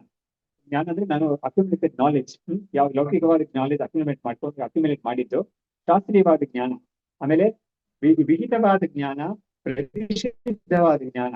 ಯಾವ್ದು ಕೂಡುದು ಅಂತ ಹೇಳಿದಾರೋ ಆ ವಿಷಯ ಅವನು ತುಂಬಾ ಅಭ್ಯಾಸ ಮಾಡಿ ಕಲ್ತಿದ ಅಂತ ಹೇಳಿದ್ರೆ ಅದು ಕೂಡ ಅವನ ಜೊತೆಗೆ ಬಂದ್ಬಿಡುತ್ತೆ. ಅದು ಯಾಕಂದ್ರೆ ಅದು ಅಂದ ಒಂದಕ್ಕೆ ಅವ್ನು ಹೋಗ್ಬೇಕಾಗುತ್ತೆ ಅಂತ. ಹಾಗಾಗಿ ಅವನಿಗೆ ಯಾವ್ದನ್ನ ಅವನು ಹಿಂದೆ ಅಭ್ಯಾಸ ಮಾಡುವಾಗ ಎಷ್ಟು ಆಯ್ಕೆ ಮಾಡ್ಕೊಂಡು ಮಾಡಿದಾನೋ ಆ ವಿಷಯ ಅವನಿಗೆ ಈ ಸಮಯದಲ್ಲಿ ಹೆಚ್ಚಾಗಿ ಬರುತ್ತೆ, ಹೆಚ್ಚಾಗಿ ಮಾಡಿದ್ರೆ ಅದು ಹೆಚ್ಚಾಗಿ ಬರುತ್ತೆ ಅಂತ ಆ ಒಂದು ಲೆಕ್ಕದಲ್ಲಿ ಹೇಳಿರೋದು. ಸೊ ಹೀಗಾಗಿ ಪುರಾ ನಾಡಿ ವಿಶೇಷೇಣ ನಿರ್ಗಂತುಂ ಜ್ಞಾನ ಮೀರಿತಂ ಗಂತುಂ ಲೋಕ ವಿಶೇಷ ಪುನಃ ವಿಜ್ಞಾನ ಮೀರಿಯತೆ. ಇವಾಗ ಈ ಒಂದು ಜ್ಞಾನ ಅವನಿಗೆ ಎಂಥದ್ದಾಗಿರುತ್ತೆ ಅಂತ ಹೇಳಿದ್ರೆ ಈ ಜ್ಞಾನವಾಗಿರುತ್ತೆ ಅಂತ ಹೇಳಿದ್ರು. ಇನ್ನು ಕೆಲವು ವಿಷಯ ಇದೆ. ಹೇತು ವಾಸನಾ ಅಸ್ಯ ಸ್ವಪ್ನಾರಂಭೆ ಯಥಾ ತಥಾ ಜನ್ಮಾಂತರಾರಂಭೆ ಹೇತು ಕಿಂ ಸ್ಯಾದಿತಿ ತತ್ ಉಚ್ಯತೆ. ಇವಾಗ ನೋಡಿ, ಇವಾಗ ಜಾಗೃತ ವಾಸನೆ ಅನ್ನೋದು ಇವಾಗ ಸ್ವಪ್ನ ನಮ್ಗೆ ಬರ್ತಲ್ಲ, ಎಲ್ಲರಿಗೂ ಸ್ವಪ್ನ ಅಂತ ಒಂದು ಅನುಭವ ಇದೆಯಲ್ಲ. ಆ ಸ್ವಪ್ನ ಅನ್ನೋದು ಅನುಭವ, ಆ ಸ್ವಪ್ನದಲ್ಲಿ ಏನ್ ನಾವು ನೋಡ್ತೀವಿ ಅನ್ನೋದು ನಮ್ಮ ಜಾಗೃತ ಅವಸ್ಥೆಯಲ್ಲಿ ನಾವು ಯಾವ್ದನ್ನ ವಿಷಯಗಳೆಲ್ಲ ಅನುಭವಿಸಿರ್ಬೋದು ಅದ್ರದ್ದು ಒಂದು ವಾಸನೆ ಅದರಿಂದ ಬರೋದು ಅಂತ ಶಾಸ್ತ್ರ ಹೇಳೋದು. ಹಾಗಾಗಿ ಅಲ್ಲಿ ಆತರ ಇದೆಯಲ್ಲ, ಅದೇ ತರ ಅದು ಇದರಲ್ಲೇ ಈ ಒಂದು ಜೀವನದಲ್ಲಿ ಇರುವಾಗ ಎಚ್ಚರಾವಸ್ಥೆಯಿಂದ ಸ್ವಪ್ನಾವಸ್ಥೆಗೆ ಹೋಗುವಾಗ ನಮ್ಗೆ ಯಾವ ಒಂದು ಜ್ಞಾನ ಇದು ವಾಸನ ಜಾಗೃತ ಅವಸ್ಥೆಯಲ್ಲಿ ಸಂಪಾದನೆ ಮಾಡಿದ್ದು ಸ್ವಪ್ನಾವಸ್ಥೆಯಲ್ಲಿ ನಮ್ಗೆ ಕಾಣಿಸ್ಕೊಳ್ಳುತ್ತೆ ಅಂತ ಇದೆಯೋ, ಅದೇ ತರ ಈ ಶರೀರವನ್ನ ಬಿಟ್ಟು ಇನ್ನೊಂದು ಶರೀರಕ್ಕೆ ಹೋಗುವಾಗ ಯಾವ ತರ ವಾಸನೆ ಅದು ಅಂತ ಕೇಳಿ ಪ್ರಶ್ನೆ ಮಾಡ್ತಾ ಇದ್ದಾರೆ. ಅದನ್ನ ಬಿಟ್ಟು ಹೇಳ್ತಾರೆ ಏನು ಅಂತ. ವಿದ್ಯಾ ಸಂಪಾದಿತ ತೇನ ಪುರಾ ಕರ್ಮಚ ಯತ್ ಕೃತಂ ಯಾ ವಾಸನಾಚ ತತ್ ಸರ್ವಂ ಜನ್ಮ ಭೋಗ್ಯಾದಿ ಕಾರಣಂ. ನೋಡಿದ್ರ ಏನಿದೆ ಅಂದ್ರೆ 3 ವಿಷಯ ಕ್ಲಿಯರ್ ಆಗಿ ಹೇಳ್ತಾರೆ. ಇದಕ್ಕೆ ಒಂದು ಮಂತ್ರನೇ ಹುಚ್ಚಿದೆ ಬರೋದು. ತಮ್ ವಿದ್ಯಾ ಕರ್ಮಣಿ ಸಮನ್ವಾರಭೇತೆ ಪೂರ್ವ ಪ್ರಜ್ಞಾಚ ಅಂತ ಇರೋದು. ವಿದ್ಯಾ ಕರ್ಮ ಪೂರ್ವ ಪ್ರಜ್ಞಾ ಅಂತ 3 ವಿಷಯ ಮಾತ್ರ ನೆನಪಿಸ್ಕೋಬಹುದು. ವಿದ್ಯಾ ಅಂತ ಹೇಳಿದ್ರೆ ಏನಂದ್ರೆ, ವಿದ್ಯಾ ಅಂದ್ರೆ ನಾಲೆಡ್ಜ್. ಆ ನಾಲೆಡ್ಜ್ ಎಂತದ್ದು ಅಂತ ಹೇಳಿದ್ರೆ ಅವನು ನಾನು ಹೇಳಿದ ಲೌಕಿಕ ವಿದ್ಯಾಗಿ ಇರ್ಬೋದು, ಅದು ಆಮೇಲೆ ಸಂಗೀತ ವಿದ್ಯೆ ಆಗಿರ್ಬೋದು, ಬೇರೆ ಯಾವ್ದಾದ್ರು ಒಂದು ವಿದ್ಯೆ ಇರ್ಬೋದು, ಅಥವಾ ಅವನಿಗೆ ಅಡಿಗೆ ಕಲೆ ಅಂತ ಒಂದು ಇದೆಯಲ್ಲ, ಅದನ್ನ ತುಂಬಾ ಮಾಡೋದು ಪಾಕಶಾಸ್ತ್ರ ಅಂತ ಅದನ್ನ ತುಂಬಾ ಅವನ ಕಲ್ತಿದ್ದಾನೆ ಅಂತ ಹೇಳಿದ್ರೆ ಅದು ನೋಡಿ ಇದು ಅದು ಜೊತೆಗೆ ಬರುತ್ತೆ ಅಂತ ಹೇಳಿದ್ದಾರೆ ಅಷ್ಟೇನೆ. ಆದ್ರೆ ಯಾವ್ದು ಡಿಸೈಡ್ ಮಾಡುತ್ತೆ ನೆಕ್ಸ್ಟ್ ಬಾಡಿ ಅನ್ನೋದನ್ನ ಇದೆ ಅಂತ ನಮಗೆ ಕೇಳಕ್ ಬರೋದಿಲ್ಲ. ಅವ್ನಿಗೆ ಏನೇನೋ ಕಲ್ತಿರ್ಬೋದು ವಿಷಯಗಳೆಲ್ಲ, ಅದೆಲ್ಲ ಅವನಿಗೆ ಏನೋ ನಾಶ ಆಗೋದೇ ಇಲ್ಲ. ಅವ್ನು ಏನೇನ್ ಕಲ್ತಿದ್ರು ಕೂಡ, ಯಾವ್ಯಾವ ವಿಷಯ ಅವ್ನು ಕಲ್ತಿದ್ರು ಕೂಡ, ಅದು ಶಾಸ್ತ್ರೀಯವಾಗಿರ್ಬೋದು, ಲೌಕಿಕವಾಗಿರ್ಬೋದು, ಎಂಥದ್ದಾಗಿದ್ರು ಕೂಡ ಆ ನಾಲೆಡ್ಜ್ ಅಂತ ಒಂದು ಕಲ್ತಿದ್ದಾನೆ ಅಂತ ಹೇಳಿದ್ರೆ that will remain with him, that will not go away from him. ನೋಡಿ, ವಿಶೇಷ ಏನು ಅಂತ ಹೇಳಿದ್ರೆ, ಒಬ್ರು ತುಂಬಾ ಒಳ್ಳೆ 40 ವರ್ಷ ಟೀಚ್ ಮಾಡ್ತಾ ಇದ್ವಿ, ಫಿಸಿಕ್ಸ್ ಟೀಚ್ ಮಾಡ್ತಾ ಇದ್ವಿ ಕಾಲೇಜಲ್ಲಿ. ಅವ್ರಿಗೆ ಕೊನೆಯಲ್ಲಿ ಡಿಮೆನ್ಷಿಯಾ ಅಂತದೆಲ್ಲ ಬಂದ್ಬಿಟ್ಟು ಅವಾಗ ಅವ್ರು ಟೀಚ್ ಮಾಡಿದ ವಿಷಯಗಳೆಲ್ಲ ಅವ್ರಿಗೇನು ಯಾವ್ದು ನೆನಪೇ ಇಲ್ಲ ಅವಾಗ, ಈ ತರ ಆಗೋಗ್ಬಿಡುತ್ತೆ ಅವ್ರಿಗೆ. ಆದ್ರೆ ಆ ನಾಲೆಡ್ಜ್ ಇದೆಯಲ್ಲ ಅದು ಅವ್ರು ಬಿಟ್ಟು ಹೋಗಿಲ್ಲ. ಅದು ಅಭಿವ್ಯಕ್ತಿ ಪಡ್ಕೊಳ್ಳಕ್ಕೆ ಬೇಕಾಗಿರೋ ಆಪರೇಟಸ್ ಇವಾಗ ಚೆನ್ನಾಗಿಲ್ಲ ಅಷ್ಟೇನೆ. It is there in him, inside already ಇದೆ. ಈ ಮನಸ್ಸಿಗೆ ಇದರ ಒಂದು ಡಿಮೆನ್ಷಿಯಾ ಅಂತದೆಲ್ಲ ಬಂದಿದ್ದರಿಂದ ಅದು ಹೊರಗಡೆ ಬರಕ್ಕೆ ಅದು ಆಗ್ತಾ ಇದೆಯಾ ಹೊರತು ಅವನ ಹತ್ರ ಇದೆ ಅದು ಅವನಿಂದ ನಾಶ ಆಗಿಲ್ಲ ಅದು. ಹಾಗಾದ್ರೆ ಏನಾಯ್ತು, ಅವ್ನು ಕಲ್ತಿದ್ದು ಅವ್ನಿಗೆ ಮುಂದಿನ ಜನ್ಮದಲ್ಲೂ ಕೂಡ ಇದು ಕಂಟಿನ್ಯೂ ಇರುತ್ತೆ, ಅವ್ನ ಒಳಗಡೆ ಇರುತ್ತೆ. ಅದು ಅಭಿವ್ಯಕ್ತಿ ಆಗಕ್ಕೆ ಒಂದು ಸಮಯ ಅಥವಾ ಬೇಕಾಗಿರೋ ಕಂಡೀಷನ್ಸ್ ಎಲ್ಲ ಬಂದ್ರೆ ಅವಾಗ ಇದು ಶೋ ಕೊಡ್ತಾರೆ. ಅದಕ್ಕೇನೆ ನೋಡಿ, ನಾವು ಚೈಲ್ಡ್ ಪ್ರಾಡಿಜಿ ಅಂತ ಹೇಳ್ತೀವಲ್ಲ, ಸಣ್ಣ ವಯಸ್ಸು 3 ವರ್ಷದಲ್ಲೇನೆ ಮಗು ರಾಗ ಎಲ್ಲ ಹೇಳ್ತೆ. ಅದು ಕೆಲವು ಸತಿ ರಾಗ ಹೆಸರು ಹೇಳ್ದೇ ಇರ್ಬೋದು, ಆದ್ರೆ ಒಂದ್ಸತಿ ಅದನ್ನ ಕೇಳ್ತಾ ಅದೇ ಇದು ಅಂತ ಹೇಳುತ್ತೆ. ಅದು ಆತರ ಅಷ್ಟೊಂದು ಜ್ಞಾನ ಅದಕ್ಕೆ, ಅದು ಒಂದು ಕ್ಯಾಶ್ ಮಾಡೋದು ಒಂದು ಸಾಮರ್ಥ್ಯ ಇರುತ್ತೆ ಅದಕ್ಕೆ. ಅಂತದಕ್ಕೆ ಒಂದು ತಾಯಿಯೋ ಅಥವಾ ಬೇರೆ ಯಾರಿಗೂ ಒಂದು ಸ್ವಲ್ಪ ಉತ್ತೇಜನೆ ಕೊಟ್ರೆ ತುಂಬಾ ಚೆನ್ನಾಗಿ ಪಿಕಪ್ ಮಾಡ್ಕೊಂಡು ಬಂದ್ಬಿಡುತ್ತೆ ಅದು. ಅವಾಗ ಅದಕ್ಕೆ ಹಿಂದಿನ ಜನ್ಮದಲ್ಲಿ ಅದು ಅಭ್ಯಾಸ ಮಾಡಿದೆ ಅದು ಖಂಡಿತ. ಅದು ಹೌದು. ಬಟ್ ಇದನ್ನು ಕೂಡ ಆ ಚೈಲ್ಡ್ ಏಜ್ ಅಲ್ಲಿ ಅದು ಇದು ಎಕ್ಸ್ಪ್ರೆಸ್ ಮಾಡ್ತೇನೆ ಮಗು. ಇಂಥದಕ್ಕೂ ಇದು ಡ್ರಾಯಿಂಗ್ ಅಥವಾ ಪೇಂಟಿಂಗ್ ಅಥವಾ ಇದು ಕಲೆ ಏನಾದ್ರು ಇಂಥ ಒಂದು ಕಲೆ ವಿಷಯದಲ್ಲಿ ಅದು ಎಕ್ಸ್ಪ್ರೆಸ್ ಮಾಡುತ್ತೆ ಅದು. ಅವಾಗ ಅದು ಎಕ್ಸ್ಪ್ರೆಸ್ ಮಾಡಿ ಅದನ್ನ ಮುಂದೆ ತಗೊಂಡೋಗಿ ಒಂದು ಪಾಸಿಬಲ್ ಒಂದು ಏನೋ ಕಂಡ್ಯೂಸಿವ್ ಕಂಡೀಷನ್ಸ್ ಅದಕ್ಕೆ ಇರಬೇಕು. ಇದ್ರೆ ಚೆನ್ನಾಗಿ ಅದು ಅಭಿವ್ಯಕ್ತಿ ಆಗುತ್ತೆ. ಅದು ಅದಂದ್ರೆ ಅದನ್ನ ಅಭಿವೃದ್ಧಿ ಮಾಡೋಕ್ಕೂ ಕಂಡೀಷನ್ಸ್ ಚೆನ್ನಾಗಿರ್ಬೇಕು, ಅದಿದ್ದೇ ಇದೆ. ಆದ್ರೆ ಹೇಳ್ತಾ ಇರೋದೇನಂದ್ರೆ ಯಾವುದೇ ಒಂದು ವಿದ್ಯೆ ಅವ್ನು ಕಲ್ತಿದ್ರು ಕೂಡ ಅದು ಅವ್ನು ಬಿಟ್ಟು ಹೋಗೋದಿಲ್ಲ, ಅವನ ಜೊತೆಗೆ ಬರುತ್ತೆ ಅದು ಅಂತ ಹೇಳ್ತಾ ಇದ್ದಾರೆ. ಆಮೇಲೆ ಯಾವ ಕರ್ಮ ಮಾಡಿದಾನೋ ಆ ಕರ್ಮನು ಬರುತ್ತೆ ಅವನ ಜೊತೆಗೆ. ಏನ್ ಕರ್ಮ? ಅದು ಪುಣ್ಯ ಕರ್ಮ ಆಗಿರ್ಬೋದು, ಪಾಪ ಕರ್ಮ ಆಗಿರ್ಬೋದು, ಆ ಕರ್ಮ ಜೊತೆಗೆ ಬರ್ತಾನೆ ಇರುತ್ತೆ ನಮ್ಗೆ, ಅದು ಬಿಟ್ಟು ಹೋಗೋದಿಲ್ಲ. ಮೂರನೇದು ಏನು ಅಂತ ಹೇಳಿದ್ರೆ ಪೂರ್ವ ವಾಸನ. ಅದೇನು ಹಿಂದಿನ ಜನ್ಮದಿಂದ ಏನೇನು ಅವನಿಗೆ ವಾಸನೆ ಹೊರಗಡೆ ಇದೆಯೋ ಆ ವಾಸನೆ ಕೂಡ ಬರ್ತಾ ಇರುತ್ತೆ ಅಂತ. ಅವಾಗ ಏನಾಯ್ತು, ಈ ಜನ್ಮದಲ್ಲಿ ಅವನು ಕಲಿತಿದ್ದ ಒಂದು ವಿದ್ಯೆ, ಅದು ವಿದ್ಯೆ ಶಾಸ್ತ್ರೀಯ ವಿದ್ಯೆ ಇರ್ಬೋದು, ಲೌಕಿಕ ವಿದ್ಯೆ ಇರ್ಬೋದು. ಆಮೇಲೆ ಅವನೇನ್ ಕರ್ಮ ಮಾಡಿದ್ದಾನೋ ಈ ಜನ್ಮದಲ್ಲಿ ಅವನು ಪುಣ್ಯ ಕರ್ಮ ಆಗಲಿ ಪಾಪ ಕರ್ಮ ಆಗಲಿ, ಮತ್ತು ವಾಸನ ಅಂತ ಏನಿದೆಯೋ ಹಿಂದಿನ ಜನ್ಮಗಳಲ್ಲಿ ಮಾಡಿರೋದು ಅವನು ಹೊರಗಡೆ ಸಬ್ ಕಾನ್ಶಿಯಸ್ ಅಲ್ಲಿ ಇರುತ್ತಲ್ಲ ಅದು ಅಂತ ಆ ವಿಷಯ. ಸೊ ಈ ಮೂರು ವಿಷಯನೂ ಕೂಡ ಒಬ್ಬ ತೀರ್ಕೊಳ್ಳುವಾಗ ಅವನ ಜೊತೆಗೆ ಬಂದೇ ಬರುತ್ತೆ ಅದು ಅಂತ ಹೇಳಿ. ಅದ್ರಲ್ಲಿ ಯಾವ್ದಕ್ಕೆ ತುಂಬಾ ಪ್ರಬಲ ಇದೆಯೋ ಅದು ಅಂತ ಒಂದು ಜನ್ಮವನ್ನು ಕೊಡುತ್ತೆ. ಬಟ್ ಹಾಗಾಗಿ ಏನಾಯ್ತು, ಈ ಜನ್ಮದಲ್ಲಿ ಅವನು ಯಾವ್ದಾದ್ರು ಪರ್ಟಿಕ್ಯುಲರ್ ವಿದ್ಯೆ ಅವನು ತುಂಬಾ ಕಲ್ತಿದ್ರೆ ಅದು ನೆಕ್ಸ್ಟ್ ಜನ್ಮದಲ್ಲಿ ಅದು ಯೂಸ್ ಮಾಡ್ತಾನೆ ಅಂತಾನೆ ಹೇಳಕ್ ಬರೋದಿಲ್ಲ. It be with him. ಅದು ಯೂಸ್ ಮಾಡಕ್ಕೆ ಒಂದು ಕಂಡ್ಯೂಸಿವ್ ಸಿಚುವೇಶನ್ ಬಂದಾಗ ಅವಾಗ ಅದು ಆಚೆ ಬರುತ್ತೆ ಹೊತ್ತು ಅದು ಎಲ್ಲ ಟೈಮ್ ಬಂದೇ ಬರುತ್ತೆ, ಯೂಸ್ ಮಾಡೇ ಮಾಡ್ತಾನೆ ಅಂತ ಹೇಳಕ್ಕಾಗಲ್ಲ. But it will be with him ಅಂತ ಹೇಳ್ತಾ ಇದ್ದಾರೆ. ಅದು ಇವ್ನ ಜೊತೆಗೆ ಹೋಗುತ್ತೆ. ಇವ್ನ ಜೊತೆಗೆ ಏನ್ ಬರುತ್ತೆ ಅಂತ ಹೇಳಿದ್ರೆ ಈ ಮೂರು ವಿಷಯ ಬರುತ್ತೆ. ಅವ್ನು ಕಲ್ತಿದ್ದ ವಿದ್ಯೆ, ಅವ್ನು ಮಾಡಿದ ಕರ್ಮ, ಮತ್ತು ಅವನ ಹೆಸರು ಇದು ವಾಸನಾಸ್ ಅಂತ ಸಬ್ ಕಾನ್ಶಿಯಸ್ ಅಲ್ಲಿರೋ ಈ ಒಂದು ಟೆಂಡೆನ್ಸೀಸ್ ಅಂತ ಹೇಳ್ತೀವಲ್ಲ, ರೆಕಾರ್ಡ್ ಜೊತೆಗೆ ಬರುತ್ತೆ ಅಂತ ಹೇಳ್ತಾರೆ. ಆಮೇಲೆ ವಿದ್ಯಾ ಸಂಪಾದಿತ ತೇನ ಪುರ ಕರ್ಮಚ ಯತ್ಕೃತಂ ಯಾ ವಾಸನಾಚತತೆ ಸರ್ವಂ ಜನ್ಮಭೋಗ್ಯಾದಿ ಕಾರಣಂ. ಅವನಿಗೆ ಮುಂದಿನ ಜನ್ಮ ಎಂಥದಾಗಿರುತ್ತೆ ಮತ್ತು ಮುಂದಿನ ಜನ್ಮದಲ್ಲಿ ಅವನು ಏನೇನು ಭೋಗ ಮಾಡ್ತಾನೆ ಅಂತದಕ್ಕೆಲ್ಲ ಕಾರಣವಾಗಿರೋದು ಯಾವ್ದು? ಈ ಮೂರು ಕೂಡ ಅಂತ ಹೇಳಿದ್ರು. ಯಾವುದು? ವಿದ್ಯೆ ಮತ್ತು ಅವನು ಕಲ್ಪಿಸಿದ ವಿದ್ಯೆ ಮತ್ತು ಕರ್ಮ ಮತ್ತು ವಾಸನಾಸ್ ಅಂತ ಮೂರು. ದೇಹಂ ವಿದ್ಯಾ ಪರಿಚ್ಛಿನ್ಯಾತ್ ಈದೃಶೋ ದೇಹ ಇತಿ ಅಥ ವಿಕರ್ತೃ ಕರ್ಮವೋಟ್ರಿ ತು ಪೂರ್ವ ಪ್ರಜ್ಞಾ ಈಗ ಪೂರ್ವಯೋಹೋ ಅಂತ. ಇವಾಗ ದೇಹಂ ವಿದ್ಯಾ ಪರಿಚ್ಛಿನ್ಯಾತ್ ಈದೃಶೋ ದೇಹ ಇತಿ. ವಿದ್ಯಾ ಅಂತ ನೋಡಿ, ಈ ಮೂರಲ್ಲಿ ಏನೇನ್ ಕೆಲಸ ಮಾಡುತ್ತೆ ಅಂತ ಹೇಳ್ತಾ ಇದ್ದಾರೆ. ವಿದ್ಯೆ ಅನ್ನೋದು ಇಂಥ ಒಂದು ಶರೀರ ಅವನಿಗೆ ಸಿಗುತ್ತೆ ಅಂತ ಹೇಳಕ್ಕೆ ಈ ವಿದ್ಯೆ ಅನ್ನೋದು ಮಾಡುತ್ತೆ. ಅದು ವಿಕರ್ತೃ ಕರ್ಮಬೋಧ್ರಿ ತು ಪೂರ್ವ ಪ್ರಜ್ಞಾ ಈಗ ಪೂರ್ವಯೋಹೋ. ಹಾಗಾಗಿ ವಿಕರ್ತೃ ಅಂದ್ರೆ ಇವನ್ಗೆ ಕರ್ಮವನ್ನು ಮಾಡಕ್ಕೆ ಯಾವುದು ಒಂದು ಮುಂದಕ್ಕೆ ಬರ್ತದೆ, ಅದು ಇವನು ಕರ್ಮ ಮಾಡಿದಾನು ಅದು ಟೆಂಡೆನ್ಸಿಯಾಗಿ ಮುಂದಕ್ಕೆ ಬರ್ತದೆ, ಆ ಕರ್ಮಗಳೆಲ್ಲ ಜೊತೆಗೆ ಇರ್ತದೆ ಅವನಿಗೆ ಅಂತ. ಆಮೇಲೆ ಹಿಂದೆ ಮಾಡಿದ ಪೂರ್ವ ಕರ್ಮ ಪುಣ್ಯ ಕರ್ಮ ಅದು ಕೂಡ ಅವನಿಗೆ ಜೊತೆಗೆ ಇಟ್ಕೊಂಡು ಅವನಿಗೆ ಇಂಥ ಒಂದು ಫಲವನ್ನು ಕೂಡ ಕೊಡ್ತಾ ಇರುತ್ತೆ ಅದು ಅಂತ. ಫಲ ಕೊಡಕ್ಕೆ ಶುರುವಾಗಿದೆಯೋ ಇಲ್ವೋ, ಆದ್ರೆ ಪುಣ್ಯ ಮತ್ತು ಪಾಪ ಮಕ್ಕಳ ಜೊತೆಗೆ ಇದ್ದೇ ಇರುತ್ತೆ ಅವನಿಗೆ, ಅದು ಹೋಗೋದಿಲ್ಲ. ಅದು ಯಾವಾಗ ಅದೇ ಒಂದೊಂದು ಪುಣ್ಯನೂ ಪಾಪನ ಎರಡು ಕೂಡ ಮಾಡಿದ್ದು ಅದಕ್ಕೆ ಫಲವನ್ನು ಕೊಟ್ಟಾಗ ಅದು ಮುಗಿಯುತ್ತೆ. ಆದ್ರೆ ಮುಗಿದ ಹೇಳಿಲ್ಲ ಬೇರೆ, ಯಾಕಂದ್ರೆ ಇದು ಹೋದ್ಮೇಲೆ ಬೇರೆ ಪುಣ್ಯ ಕರ್ಮ ಪಾಪ ಕರ್ಮ ಮಾಡಿರ್ತಾನಲ್ಲ ಅದು ಹುಟ್ಕೊಳ್ಳುತ್ತೆ, ಅದು ಹುಟ್ಕೊಂಡು ಅದು ಫಲವನ್ನು ಕೊಡಕ್ಕೆ ಶುರು ಮಾಡುತ್ತೆ ಅದು. ಸೊ ಹೀಗೆ ಇದು ಮೂರು ಜೊತೆಗೆ ಬರುತ್ತೆ ಅಂತ ಹೇಳಿದ್ರು. ಸಮರ್ಥ ಸೈವ ಇತೆ ಯಸ್ಮಾತ್ ಉದ್ವೋಢ್ರಂ ಜ್ಞಾನಕರ್ಮಣಿ ನರಸ್ಯ ಅತಃ ಪ್ರಧಾನತ್ವಾತ್ ತಾಭ್ಯಾಂ ಸಾ ಗೃಹ್ಯತೆ ಪೃಥಕ್. ಹಾಗಾಗಿ ಇಲ್ಲಿ ವಿದ್ಯಾ ಮತ್ತು ಕರ್ಮ ಅಂತ ಹೇಳಿದ್ರಲ್ಲ, ಕರ್ಮ ಅನ್ನೋದ್ರಲ್ಲಿ ಪುಣ್ಯ ಕರ್ಮ ಪಾಪಕರ್ಮ ಅಂತ ಎರಡಿರುತ್ತೆ. ಪೂರ್ವ ಪ್ರಜ್ಞಾ ಅನ್ನೋದೇ ವಾಸನ ಅಂತ. ಸೊ ಸಮರ್ಥ ಸೈವ ಯಸ್ಮಾತ್ ಉದ್ವೋಢ್ರಂ ಜ್ಞಾನಕರ್ಮಣಿ. ಹಾಗಾಗಿ ಈ ಜ್ಞಾನ ಮತ್ತು ಕರ್ಮ ಎರಡನ್ನೂ ಕೂಡ ಅವನು ಹೊತ್ಕೊಂಡು ಹೋಗಕ್ಕೆ ಯಾವುದು ಬೇಕಾಗುತ್ತೆ ಅಂತ ಹೇಳಿದ್ರೆ ಈ ಒಂದು ವಿದ್ಯೆ ಮತ್ತು ಈ ವಾಸನ ಎಲ್ಲವೂ ಸೇರ್ಕೊಂಡು ಇವನ್ ಜೊತೆಗೆ ಬಂದು ಇದೆಲ್ಲ ಅವನಿಗೆ ಮುಂದಿನ ಫಲವನ್ನು ಕೊಡಕ್ಕೆ ಉಪಯುಕ್ತವಾಗುತ್ತೆ ಅದು ಅಂತ. ಇವಾಗ ಸರ್ವಗಸ್ಯ ಮನೋಮಾತ್ರಗತಿಂ ಬ್ರೂತೆ ಅಥ ತಾತ್ವಿಕಃ ಶ್ರುತಿಃ ತು ಸ್ವಮತಂ ಬ್ರೂತೆ ಜಲೂಕಾಖ್ಯ ನಿದರ್ಶನ ಅಂತ. ಇವಾಗ ನೋಡಿ, ತಾರ್ಕಿಕರು ಅಂತ ಅದನ್ನ ನೈಯಾಯಿಕರು, ತಾರ್ಕಿಕರು ಅಂತ ಲಾಜಿಷಿಯನ್ಸ್ ಅಂತ ಒಂದು ದರ್ಶನ ಇದೆ. ಅವರು ಕೂಡ ಜೀವಾತ್ಮ ಅನ್ನೋದು ಆಲ್ ಪೆರ್ವೇಡಿಂಗ್ ಅಂತ ಒಪ್ಕೊಂಡಿದ್ದಾರೆ. ಅವ್ರು ಅಣು ಅಂತ ಹೇಳಿಲ್ಲ ಅವರು. ಆ ಮತದಲ್ಲಿ ಸಾಂಖ್ಯ ಮತದಲ್ಲೂ ಆಗ್ಲಿ, ನ್ಯಾಯ ಮತದಲ್ಲೂ ಆಗ್ಲಿ, ಯೋಗ ಮತದಲ್ಲೂ ಆಗ್ಲಿ ಅವರೆಲ್ಲ ಜೀವಾತ್ಮ ಅಂತ ಒಂದಿದೆಯಲ್ಲ ಅದನ್ನ ಅಟಾಮಿಕ್ ಸೈಜ್ ಅಂತ ಹೇಳಿಲ್ಲ ಅವರು, ಆಲ್ ಪೆರ್ವೇಡಿಂಗ್ ಸೈಜ್ ಅಂತ ಒಪ್ಕೊಂಡಿದ್ದಾರೆ ಅವರು. ಅವಾಗ ಅವರು ತಾರ್ಕಿಕರು ಏನ್ ಹೇಳ್ತಾರೆ ಅಂತ ಹೇಳಿದ್ರೆ, ಈಗ ಹೇಳ್ತಾ ಇದ್ದಾರೆ ಈ ಜೀವ ಇಲ್ಲಿಂದ ಹೋಗುತ್ತಲ್ಲ ಅದು ಎಲ್ಲ ಕಡೆನೂ ಅದಿದೆ ಖಂಡಿತ. ಹಾಗಿರುವಾಗ ಅದು ಹೇಗೆ ಹೋಗೋಕ್ಕಾಗುತ್ತೆ ಅನ್ನೋ ಒಂದು ಪ್ರಶ್ನೆ ಬರುತ್ತೆ ಅಲ್ವಾ. ನೋಡಿ ಇವಾಗ ನಾವು ಎಲ್ಲ ಕಡೆನೂ ನಾವೇ ಇದ್ಬಿಟ್ರೆ ನಾವು ಒಂದ್ ಕಡೆಯಿಂದ ಇನ್ನೊಂದ್ ಕಡೆ ಹೋಗಕ್ಕೆ ಆಗೋದೇ ಇಲ್ಲ ಅಲ್ವಾ. ಯಾಕಂದ್ರೆ ಅಲ್ಲೇ ಇದ್ದೀನಿ ನಾನು, ಇಲ್ಲೂ ಇದ್ದೀನಿ ಆಗುತ್ತೆ ಅದು. ಹಾಗಾಗಿ ಅವ್ರಿಗೆ ಹೇಳೋ ವೇದಾಂತನೂ ಒಪ್ಪುತ್ತೆ ಅದು, ಅದ್ವೈತ ವೇದಾಂತನೂ ಕೂಡ ಜೀವಾತ್ಮ ಆಲ್ ಪೆರ್ವೇಡಿಂಗ್ ಅಂತಾನೆ ಒಪ್ಪುತ್ತೆ ಅದು. ಅವ್ರು ಏನ್ ಹೇಳ್ತಾ ಇದ್ದಾರೆ, ಆ ಆತ್ಮ ಹೋಗೋದಿಲ್ಲ ಎಲ್ಲೂ ಕೂಡ, ಈ ಮನಸ್ಸು ಮಾತ್ರನೇ ಹೋಗೋದು ಅಂತ ಅವ್ರು ಹೇಳ್ತಾರಂತೆ. ಯಾರು ಡಾಕ್ಟರ್ ಹೇಳ್ತಾರಂತೆ, ಒಂದು ಜೀವ ಒಂದು ಶರೀರ ಬಿಟ್ಟು ಇನ್ನೊಂದು ಶರೀರಕ್ಕೆ ಹೋಗುವಾಗ ಮನಸ್ಸೇ ಹೋಗೋದು ಅಂತ ಅವ್ರು ಹೇಳ್ತಾರೆ. ಯಾಕಂದ್ರೆ ಮನಸ್ಸು ಅನ್ನೋದು ಆ ತರ ಆಲ್ ಪರ್ಮಿಟಿಂಗ್ ಅಲ್ಲ ಅದು. So that can travel, that can ಸೂಕ್ಷ್ಮ ಶರೀರಕ್ಕೆ ಸೇರಿರುತ್ತೆ, ಅದು ದಟ್ ಕ್ಯಾನ್ ಟ್ರಾವೆಲ್ ಅಂತ ಅವ್ರು ಒಪ್ಕೊಂಡಿದ್ದಾರೆ.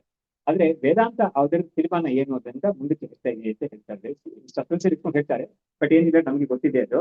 ನಾವು ಕೂಡ ಏನ್ ಹೇಳ್ತೀವಿ ಅಂತ ಹೇಳಿದ್ರೆ, ಈ ಮನಸ್ಸು ಹೋಗುತ್ತೆ, ನಾವು ಸೂಕ್ಷ್ಮ ಶರೀರ ಹೋಗುತ್ತೆ ಅಂತ ಹೇಳ್ತೀವಲ್ಲ, ಅದ್ರ ಜೊತೆಗೆ ಆತ್ಮ ಅಲ್ಲಿ ಅಲ್ಲಿ ಅದರಲ್ಲಿ ಜಾಸ್ತಿ ಕೇಳಿದ್ವಿ. ಆ ಆತ್ಮ ಅನ್ನೋದು ಎಲ್ಲಿರುತ್ತೆ ಅಂತ ಕೇಳಿದ್ರು. ಅಯ್ಯೋ, ಜೀವ ಎಲ್ಲಿಂದ ಅಲ್ಲಿ ಇನ್ನೊಂದು ಶರೀರಕ್ಕೆ ಹೋಗುವಾಗ ಆತ್ಮ ಎಲ್ಲಿರುತ್ತೆ ಅಂತ ಕೇಳಿದ್ರು ಅವರು. ಅದಕ್ಕೆ ನಾನು ಏನು ಉತ್ತರ ಕೊಟ್ಟಿದ್ದೆ ಅಂತ ಹೇಳಿದ್ರೆ, ನಮ್ಮ ಸೂಕ್ಷ್ಮ ಶರೀರದಲ್ಲಿ ಆತ್ಮನ ಒಂದು ರಿಫ್ಲೆಕ್ಷನ್, ಪ್ರಕಾಶ, ಇದು ಅದರ ಒಂದು ಪ್ರತಿಬಿಂಬ ಬೀಳುತ್ತೆ. ಆ ಪ್ರತಿಬಿಂಬದ ಸಮೇತ ಅದು ಹೋಗುತ್ತೆ. ಅದೇ ಆತ್ಮ travelling to the other world ಅಂತ ಹೇಳ್ಬೇಕಾಗುತ್ತೆ. ಯಾಕಂದ್ರೆ ಆತ್ಮ ಇದು ಆಲ್ವೇಸ್ ಎಲ್ಲ ಕಡೆಗೂ ಇದೆ ಆಲ್ರೆಡಿ. ಹಾಗಾಗಿ ಈ ಜೀವ ಹೋಗುವಾಗ ನಿಮ್ ಜೊತೆಗೆ ಆತ್ಮ ಹೋಗುತ್ತಾ ಅಂತ ಯಾರಾದ್ರೂ ಕೇಳಿದ್ರೆ ಅದಕ್ಕೆ ಇದೇ ಉತ್ತರ. ಏನು, ಅಂತಃಕರಣದಲ್ಲಿ ಅದು ಒಂದು ಪ್ರತಿಬಿಂಬ ಇರ್ತಲ್ಲ, ಅದ್ರ ಜೊತೆಗೆ ಹೋಗುತ್ತೆ, ಅದು ಅಲ್ಲಿ ಇರುತ್ತೆ ಅದು ಆತ್ಮ. ಹಾಗಾಗಿ ಆ ರೀತಿಯಲ್ಲಿ ಆತ್ಮ ಇಲ್ಲಿಂದ ಹೋಗುತ್ತೆ ಅಂತ ನಾವು ಹೇಳ್ಬೋದು.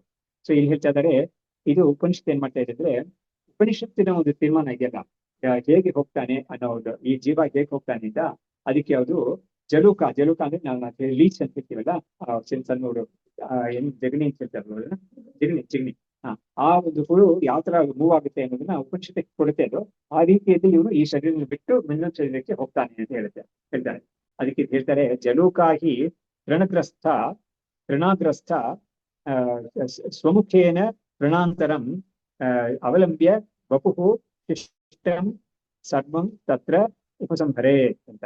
ಇವಾಗ ಈ ಒಂದು ಜಲಕ, ಈ ಹುಳು ಇದೆಯಲ್ಲ, ಅದೇನ್ ಮಾಡುತ್ತೆ ಅಂದ್ರೆ, ಒಂದು ಇದು ಒಂದು ಹುಲ್ಲು ಇದೆಯಲ್ಲ, ಆ ಹುಲ್ಲಿನ ಒಂದು ಕೊನೆಗೆ ಬಂದಿರ್ತದೆ ನೋಡಿ. ಹುಲ್ಲೊಂದು ಅದು ಕೊನೆ ಅದು ಟಿಪ್ ಅಂತ ಇರ್ತಿರಲ್ಲ, ಅದರಿಂದ ಅದು ಇನ್ನೊಂದು ಹುಲ್ಲಿಗೆ ಅದು ಹೋಗ್ಬೇಕಾಗಿದೆ. ಅವಾಗ ಏನ್ ಮಾಡುತ್ತೆ, ತನ್ನ ಒಂದು ಬಾಡಿಯನ್ನ ಅಲ್ಲಿ ಆ ಕೊನೆಗೆ ತಂದು ಅದನ್ನ ಮೂತಿ ಇದೆಯಲ್ಲ, ಆ ಮೂತಿಯನ್ನ ಮುಂದಿನ ಪಕ್ಕದಲ್ಲಿರೋ ಹುಲ್ಲಲ್ಲಿ ಸೇರಿಸ್ಕೊಂಡು ಆಮೇಲೆ ಈ ಹಿಂದ್ಗಡೆ ಇರೋ ಭಾಗವನ್ನೆಲ್ಲ ಅದು ತೆಗೆದು ಅಲ್ಲಿಗೆ ಹೋಗುತ್ತೆ ಅಂತ ಹೇಳಿದ್ರು. ಹಾಗಾಗಿ ಅದೇ ಆತರ ಇದು ಮಾಡ್ತಾನೆ ಅಂತ ಹೇಳ್ತಾ ಇದ್ದಾರೆ. ಸೊ ಮೊದಲು ದೃಷ್ಟಾಂತ ಏನು ಅಂತ ಹೇಳ್ತಾ ಇದ್ದಾರೆ, ಜಲೋಕಾಯಿ ತೃಣಾಗ್ರಸ್ಥ ಸ್ವಮುಖೇನ ತೃಣಾಂತರಂ ಅವಲಂಬ್ಯ, ತನ್ನ ಒಂದು ಮುಖದಿಂದ, ಅದು ಮುಖ ಅಂದ್ರೆ ಬಾಯಿ ಎಲ್ಲ ಇರ್ತಲ್ಲ, ಆ ಭಾಗದಿಂದ ಇನ್ನೊಂದನ್ನ ಇಟ್ಕೊಂಡು, ಯಾಕಂದ್ರೆ ಅವರಿಗೆ ಕಾಲಿದೆ ಅಂತ ನಾವು ಹೇಳ್ತಾ ಇಲ್ಲ, ಹಾಗಾಗಿ ಅದು ಪೂರ್ತಿ ಮೈಯನ್ನೇ ಹಾಗೆ ಎಳ್ಕೊಂಡು ಹೋಗ್ಬೇಕಾಗಿದೆ. ಹಾಗಾಗಿ ಅದರ ಮೂತಿ ಭಾಗವನ್ನ ಅದು ಮುಂದಿನ ಒಂದು ಎಲೆನೋ ಅಥವಾ ಒಂದು ಹುಲ್ಲಲ್ಲಿ ಇಟ್ಟುಬಿಟ್ಟು ಅಲ್ಲಿ ಬಿಲ್ಟ್ ಮಾಡ್ಕೊಂಡು ಹಿಂದಿಗಡೆ ಇರೋ ಬಾಕಿ ಒಂದು ಭಾಗವನ್ನ ತೆಗೆದು ಅಲ್ಲಿ ಮುಂದಕ್ಕೆ ಹೋಗುತ್ತೆ ಅದು ಪೂರ್ತಿ ಅಂತ ಈ ದೃಷ್ಟಾಂತ ಬಳಿ ಕೊಟ್ಟರು.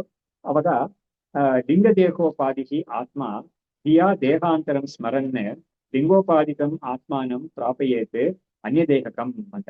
ಹಾಗಾಗಿ ಲಿಂಗೋಪಾಧಿಕ ಅಂತ ನೋಡಿ, ತಾರ್ಕಿಕರು ಹೇಳಿದ್ರು ಮನಸ್ಸು ಮಾತ್ರ ಹೋಗೋದು ಅಂತ ಹೇಳಿದ್ರು. ವೇದಾಂತ ಇಲ್ಲ, ಮನಸ್ಸು ಮಾತ್ರ ಹೋಗೋದಿಲ್ಲ, ಆತ್ಮನು ಹೋಗುತ್ತೆ ಅಂತ ಹೇಳಿದ್ರು. ಆತ್ಮವೇ ಮನಸ್ಸನ್ನ ಜೊತೆಗೆ ಇಟ್ಕೊಂಡು ಹೋಗುತ್ತೆ ಅಂತ. ಹಾಗಾದ್ರೆ ಹೇಗಾಗುತ್ತೆ ಅಂತ ಕೇಳಿದ್ರೆ, ಲಿಂಗ ದೇಹವನ್ನು ಉಪಾಧಿಯಾಗಿ ಇಟ್ಕೊಂಡು, ಸೂಕ್ಷ್ಮ ಶರೀರವನ್ನು ಉಪಾಧಿಯಾಗಿ ಇಟ್ಕೊಂಡಿರೋ ಆತ್ಮ ಇದೆಯಲ್ಲ, ಇವೊಂದು ಇಟ್ ಈಸ್ ಆಲ್ ಪರ್ವೇಡಿಂಗ್, ಸೂಕ್ಷ್ಮ ಶರೀರವನ್ನು ಉಪಾಧಿಯಾಗಿ ಇಟ್ಕೊಂಡಿರೋದ್ರಿಂದ ಅದ್ರ ಸಂಬಂಧನೂ ಆತ್ಮನಿಗಿದೆ ಈ ಸಮಯದಲ್ಲಿ. ಹಾಗಾಗಿ ಅದೇನ್ ಮಾಡುತ್ತೆ, ಹಿಯಾ ದೇಹಾಂತರಂ ಸ್ಮರನ್, ಬುದ್ಧಿಯಿಂದ ಆ ಶರೀರ ಇನ್ನೊಂದು ಶರೀರ ಅದಕ್ಕೆ ಯಾವ್ದು ಬರಬೇಕು ಅಂತ ಅದಕ್ಕೆ ಫ್ಲಾಶ್ ಆಗಿರ್ತಲ್ಲ, ಅದನ್ನ ನೆನಪಿಟ್ಕೊಂಡು ಸ್ಮರನ್ ಲಿಂಗೋಪಾಧಿಕಂ ಆತ್ಮಾನಂ ಪ್ರಾಪಯೇತ್ ಅನ್ಯದೇಹಕಂ ಅಂತ. ಹಾಗಾಗಿ ಏನ್ ಮಾಡುತ್ತೆ, ಈ ಲಿಂಗೋಪಾಧಿಯಾಗಿರೋ ಆತ್ಮವನ್ನ ಈ ಅವನು ಆ ಇನ್ನೊಂದು ಶರೀರಕ್ಕೆ ತಗೊಂಡೋಗಿ ಮುಟ್ತಾನೆ ಅಂತ. ಹಾಗಾಗಿ ಅಲ್ಲಿ ಕೂಡ ಒಂದು ಪ್ರಕ್ರಿಯೆ ಹೇಳಿದ್ದಾರೆ, ಅದು ಇವನೇ ಈ ಜೀವನೇ ಹೋಗಕ್ಕೆ ಆಗೋದಿಲ್ಲ ಅದು, ಯಾಕಂದ್ರೆ ಅದೊಂದು ಅನ್ಕಾನ್ಶಿಯಸ್ ಸ್ಟೇಟ್ ಅಲ್ಲಿ ಇರ್ತೀವಿ ಆ ಸಮಯದಲ್ಲಿ. ಎಲ್ಲಿ ಹೋಗ್ಬೇಕು ಏನ್ ಹೋಗ್ಬೇಕು ಅಂತೆಲ್ಲ ಅದಕ್ಕೆ ಒಂದು ತೀರ್ಮಾನ ಮಾಡಕ್ಕೆಲ್ಲ ಏನು ಇಲ್ಲ. ಹಾಗಾಗಿ ಸ್ಥೂಲ ಇದ್ರೇನೆ ಇದೆಲ್ಲ ಆಚೆ ಬರೋದದು. ಹಾಗಾಗಿ ಅದಕ್ಕೊಂದು ಕೆಲವು ದೇವತೆಗಳಿದ್ದಾರೆ, ಅವ್ರುಗಳು ಇದನ್ನ ಕೊಂಡು ಹೋಗ್ತಾರೆ ಅಂತ ಶಾಸ್ತ್ರದಲ್ಲಿ ಹೇಳೋದು. ಯಾಕಂದ್ರೆ ಇದಕ್ಕೆ cannot go by it self ಅಂತ ಆಗಿರೋದ್ರಿಂದ ಆ ದೇವತೆಗಳಿಗೆ ಅವ್ರಿಗೆ ಆತಿವಾಹಿಕ ಅಂತ ಹೇಳ್ತಾರೆ. ಅತಿವಾಹ ಅಂತ ಹೇಳಿದ್ರೆ ಕೊರಿಯರ್ ಅಂತ ಹೇಳ್ಬೋದು, ನಾವು ಕೊರಿಯರ್ ಅಂತ ಹೇಳ್ಬೋದು, ಇದನ್ನ ಹೊತ್ಕೊಂಡು ಹೋಗೋದು ಇನ್ನೊಂದು ಕಡೆಗೆ ಅಂತ. ಹೀಗಾಗಿ ಇದು ಇನ್ನೊಂದು ಶರೀರಕ್ಕೆ ಈ ತರ ಹೋಗುತ್ತೆ ಈ ಜೀವನ ಅಂತ ಹೇಳಿದ್ರು. ನಾನು ದೇಹಾಂತರ ಆರಂಭೆ ಉಪಾದಾನಂ ಕಿಂ ಆತ್ಮನಃ ಏತದ್ದೇಹಾರಂಭಕಂ ಯತ್ ತದೇವ ಹೌದ ಅನ್ಯತ್ ಗೀರ್ಯತಾಂ ಅಂತ. ಇವಾಗ ಏನ್ ಹೇಳ್ತಾರೆ ಅಂದ್ರೆ, ಸರಿ ನೀವು ಇನ್ನೊಂದು ಶರೀರಕ್ಕೆ ಈ ಸೂಕ್ಷ್ಮ ಶರೀರ ಹೋಗುತ್ತೆ ಅಂತ ಹೇಳಿದ್ರಿ, ಇನ್ನೊಂದು ಸ್ಥೂಲ ಶರೀರಕ್ಕೆ ಈ ಸೂಕ್ಷ್ಮ ಶರೀರ ಹೋಗುತ್ತೆ ಅಂತ ಹೇಳಿದ್ರಿ, ಆ ಸ್ಥೂಲ ಶರೀರವನ್ನ ಉತ್ಪತ್ತಿ ಮಾಡಕ್ಕೆ ಯಾವ ಮೆಟೀರಿಯಲ್ ಇದೆ, ಯಾವ ಮೆಟೀರಿಯಲ್ ಇಂದ ಆ ಮುಂದಿನ ಸ್ಥೂಲ ಶರೀರ ಉತ್ಪತ್ತಿ ಆಗುತ್ತೆ ಅಂತ ಒಂದು ಪ್ರಶ್ನೆ ಕೇಳ್ತಾರೆ. ಹಾಗಾಗಿ ಏತದ್ ದೇಹಾರಂಭಕಂ ಯತ್ತತಿ ತದೇವ ಅದು ಉತ ಅನ್ಯತೆ. ಈ ಶರೀರವನ್ನ ನೋಡಿ, ಅವ್ನು ಇವಾಗ ಯಾವ ಶರೀರ ಬಿಟ್ಟಿದ್ದಾನೋ ಆ ಜೀವ, ಆ ಶರೀರವನ್ನ ಯಾವ ಒಂದು ಇದು ವಿಷಯ, ಯಾವ ಒಂದು ವಸ್ತು ಇದನ್ನ ಉಂಟು ಮಾಡಿದ್ದೋ ಅದೇನೇನೋ ಅಥವಾ ಬೇರೇನೋ ಅಂತ ಪ್ರಶ್ನೆ ಮಾಡ್ತಾ ಇದ್ದಾರೆ. ಅದಕ್ಕೆ ಉತ್ತರ ಹೇಳ್ಬೇಕು. ಈಗೋ ಹಾಗೋ ಅಂತ ಕೇಳ್ತಾ ಇದ್ದಾರೆ. ಅದಕ್ಕೆ ಉತ್ತರ ಇವ್ರು ಕೊಡ್ತಾರೆ ಮುಂದಕ್ಕೆ. ಸ್ವರ್ಣಕಾರಃ, ಅದಕ್ಕೆ ಒಂದು ಉದಾಹರಣೆ ಕೊಟ್ಟು ಹೇಳ್ತಾರೆ. ಸ್ವರ್ಣಕಾರಃ ಸುವರ್ಣಾಂಶಂ ಆದಾಯ ಅನ್ಯಂ ನವಂ ನವಂ ತೇನ ಏವ ಕುರುತೆ ಭೂಯಃ ಉಪಮೃದ್ಯ ಅತಿ ಯತ್ನತಃ. ಎಷ್ಟು ಚೆನ್ನಾಗಿ ಒಂದು ಉದಾಹರಣೆ ಕೊಡ್ತಾರೆ ಅಂದ್ರೆ, ಬಂಗಾರದಲ್ಲಿ ಒಂದು ಬಳೆ, ಒಬ್ಬರ ಮನೇಲಿ ಬಳೆ ಇಟ್ಕೊಟ್ಟಿದ್ದಾರೆ ಅವರು. ಅವ್ರಿಗೆ ಏನೋ ಬಳೆ ಇದು ಇಷ್ಟ ಆಗ್ತಿಲ್ಲ, ಅದು ಈ ಪ್ಯಾಟರ್ನ್ ಬೇಡ, ನಮಗೆ ಇದು ಬಿಟ್ಬಿಡೋಣ, ನಾವು ಸರ ಮಾಡ್ಕೊಳ್ಳೋಣ ಅಂತ ಅನಿಸ್ತು. 2-3 ಬಳೆ ಇಟ್ಬಿಟ್ಟು ಸರ ಮಾಡ್ಕೊಳ್ಳೋಣ ಅಂತ. ಅವಾಗ ಹೇಗೆ ಅವನು ಅಕ್ಷಾಲಿಕ ಅವನು ಈ ಬಳೆಯಲ್ಲಿರೋ ಬಂಗಾರವನ್ನು ಮಾತ್ರ ತೆಗೆದು ಮತ್ತೆ ಅದನ್ನ ಸರವಾಗಿ ಮಾಡ್ತಾನೋ, ಮೆಟೀರಿಯಲ್ ಒಂದೇನೆ. ಅದೇ ತರ ಇಲ್ಲೂ ಕೂಡ ಈ ಶರೀರವನ್ನ ಯಾವ ಒಂದು ಪಂಚಭೂತಗಳು ಉತ್ಪತ್ತಿ ಮಾಡಿತೋ ಅದೇ ಪಂಚಭೂತಗಳೇ ಮುಂದಿನ ಶರೀರವನ್ನು ಕೂಡ ಉತ್ಪತ್ತಿ ಮಾಡುತ್ತೆ ಅಂತ ವಿಷಯ ಇರೋದು. ಅದನ್ನೇ ಹೇಳ್ತಾ ಇದ್ದಾರೆ. ಹಾಗಾಗಿ ಅವಾಗ ಹೇಗೆ ನೋಡಿ, ಬಂಗಾರ ಎಕ್ಸಾಂಪಲ್ ಕೊಟ್ರು, ಅವ್ನು ಬೇರೆ ಬಂಗಾರಕ್ಕೆ ತಗೊಳಕ್ ಹೋಗಲ್ಲ ಪೇಟೆಗೆ. ಅವನು ಈ ಬಳೆನಲ್ಲೇ ಅದನ್ನ ಕರಗಿಸಿ ಅದರಿಂದ ಸಾರ ಮಾಡ್ತಾನೆ. ಹಾಗಾಗಿ ಅದೇ ತರನೇ ಈ ಶರೀರವನ್ನು ಕೂಡ, ಈ ಶರೀರದಲ್ಲಿ ಉತ್ಪತ್ತಿ ಮಾಡಕ್ಕೆ ಯಾವ ಪಂಚಭೂತಗಳಿತ್ತೋ ಆ ಪಂಚಭೂತಗಳೇ ಇವಾಗ ಅವನಿಗೆ ಮುಂದಿನ ಶರೀರಕ್ಕೆ ಕೂಡ ಅದು ಕಾರಣವಾಗುತ್ತೆ ಅಂತ ಹೇಳಿದ್ರು. ಅದು ಹೇಗೆ ಪಂಚಭೂತಗಳು ಶರೀರದಲ್ಲಿ, ಸೂಕ್ಷ್ಮ ಶರೀರದಲ್ಲಿ, ಸೂಕ್ಷ್ಮ ಶರೀರದಲ್ಲಿ ಪಂಚಭೂತಗಳು ಒನ್ ಆಫ್ ದಿ ಕಾಂಪೊನೆಂಟ್ಸ್. ನಾನು ಅದನ್ನೇ ಆಗ್ಲೇ ಹೇಳಿದೆ ನಾನು. ಸೊ ಪಂಚಭೂತಗಳು ಕೂಡ ಇನ್ ಸ್ಮಾಲ್ ಮೆಷರ್ ಇರುತ್ತೆ. ಅದು ಇವ್ರು ಹೇಳ್ತಾ ಇದೆ, ಅದನ್ನು ಕೂಡ ವಿಚಾರ ಮಾಡಿದ್ದಾರೆ. ಇವಾಗ ಸ್ಮಾಲ್ ಮೆಷರ್ ಅಂದ್ರೆ ಅಂದ್ರೆ ಭೂತೈಕ್ಯ, ಭೂತ ಏನಾದ್ರು ನೋಡಿ ಅಲ್ಲಿ ಹೇಳುವಾಗ ಏನು ಅಂತ ಹೇಳಿದ್ರೆ, ಈ ಸ್ಥೂಲ ಶರೀರ ಇದೆಯಲ್ಲ, ಆ ಸ್ಥೂಲ ಶರೀರ ನೋಡಿ ಅದು ಪಂಚಭೂತಗಳಿಂದ ಆಗಿರೋದು. ಬಟ್ ಇಲ್ಲಿ ವೇದಾಂತ ನಮ್ಗೆ ತೋರಿಸ್ಕೊಳ್ಳೋದು ಏನು ಅಂತ ಹೇಳಿದ್ರೆ, ವಿಶೇಷ ಏನು ಅಂತ ಹೇಳಿದ್ರೆ, ಉತ್ಪತ್ತಿ ಆಗಕ್ಕೆ ಬೇಕಾಗಿರೋದು, ಮೂಲಭೂತವಾಗಿ ಬೇಕಾಗಿರೋದು ಈ ಒಂದು ಅಂಶ ಸಾಕು. ಅದ್ರ ಮೇಲೆ ಪೋಷಣೆ ತಂದೆಯಿಂದ ಬರೋ ಅಂಶ ಇದೆಯಲ್ಲ, ಬೀರ್ಯದಿಂದ ಬರೋದು, ಆಮೇಲೆ ತಾಯಿಯಿಂದ ಬರೋದು, ಆಮೇಲೆ ಅವ್ನು ಬೆಳ್ಕೊಳ್ತಾ ಇರುವಾಗ ಬೇಕಾದಷ್ಟು ಅನ್ನೆಲ್ಲ ತಿನ್ಕೊಂಡು ಅವ್ನು ಬೆಳ್ಕೊಳ್ತಾರಲ್ಲ, ಹಾಗೆ ಗ್ರೋ ಆಗುತ್ತೆ ಬಾಡಿ. ಬಟ್ ಅದು ಉತ್ಪತ್ತಿ ಫಸ್ಟ್ ಉತ್ಪತ್ತಿ ಆಗಕ್ಕೆ ಪಂಚಭೂತಗಳು ಬೇಕಾಗಿದೆ. ಅದು ಆ ಪಂಚಭೂತಗಳು ಇವ್ ಜೊತೆಗೆ ಇರುತ್ತೆ, ಅದು ಸೂಕ್ಷ್ಮದಲ್ಲಿ ಇರುತ್ತೆ. ಅದು ಅದನ್ನಿಟ್ಕೊಂಡು ಈ ನ್ಯೂ ಬಾಡಿ ಉತ್ಪತ್ತಿ ಆಗುತ್ತೆ ಅಂತ ಅದನ್ನೇ ಇವಾಗ ಹೇಳ್ತಾರೆ ಅವರು. ಸೊ ಪಂಚೀಕೃತಾಃ ತು ಭೂತಾಂಶಾಃ ಸ್ಥೂಲದೇಹಸ್ಯ ಹೇತವಃ ಅಲ್ಪತ್ವೇನ ಅತಿಸೂಕ್ಷ್ಮೈಃ ತೈಃ ಲಿಂಗಂ ತಿಷ್ಠತಿ ವೇಷ್ಟಿತಂ ಅಂತ. ಇವಾಗ ಇಂದ ಸತ್ಯ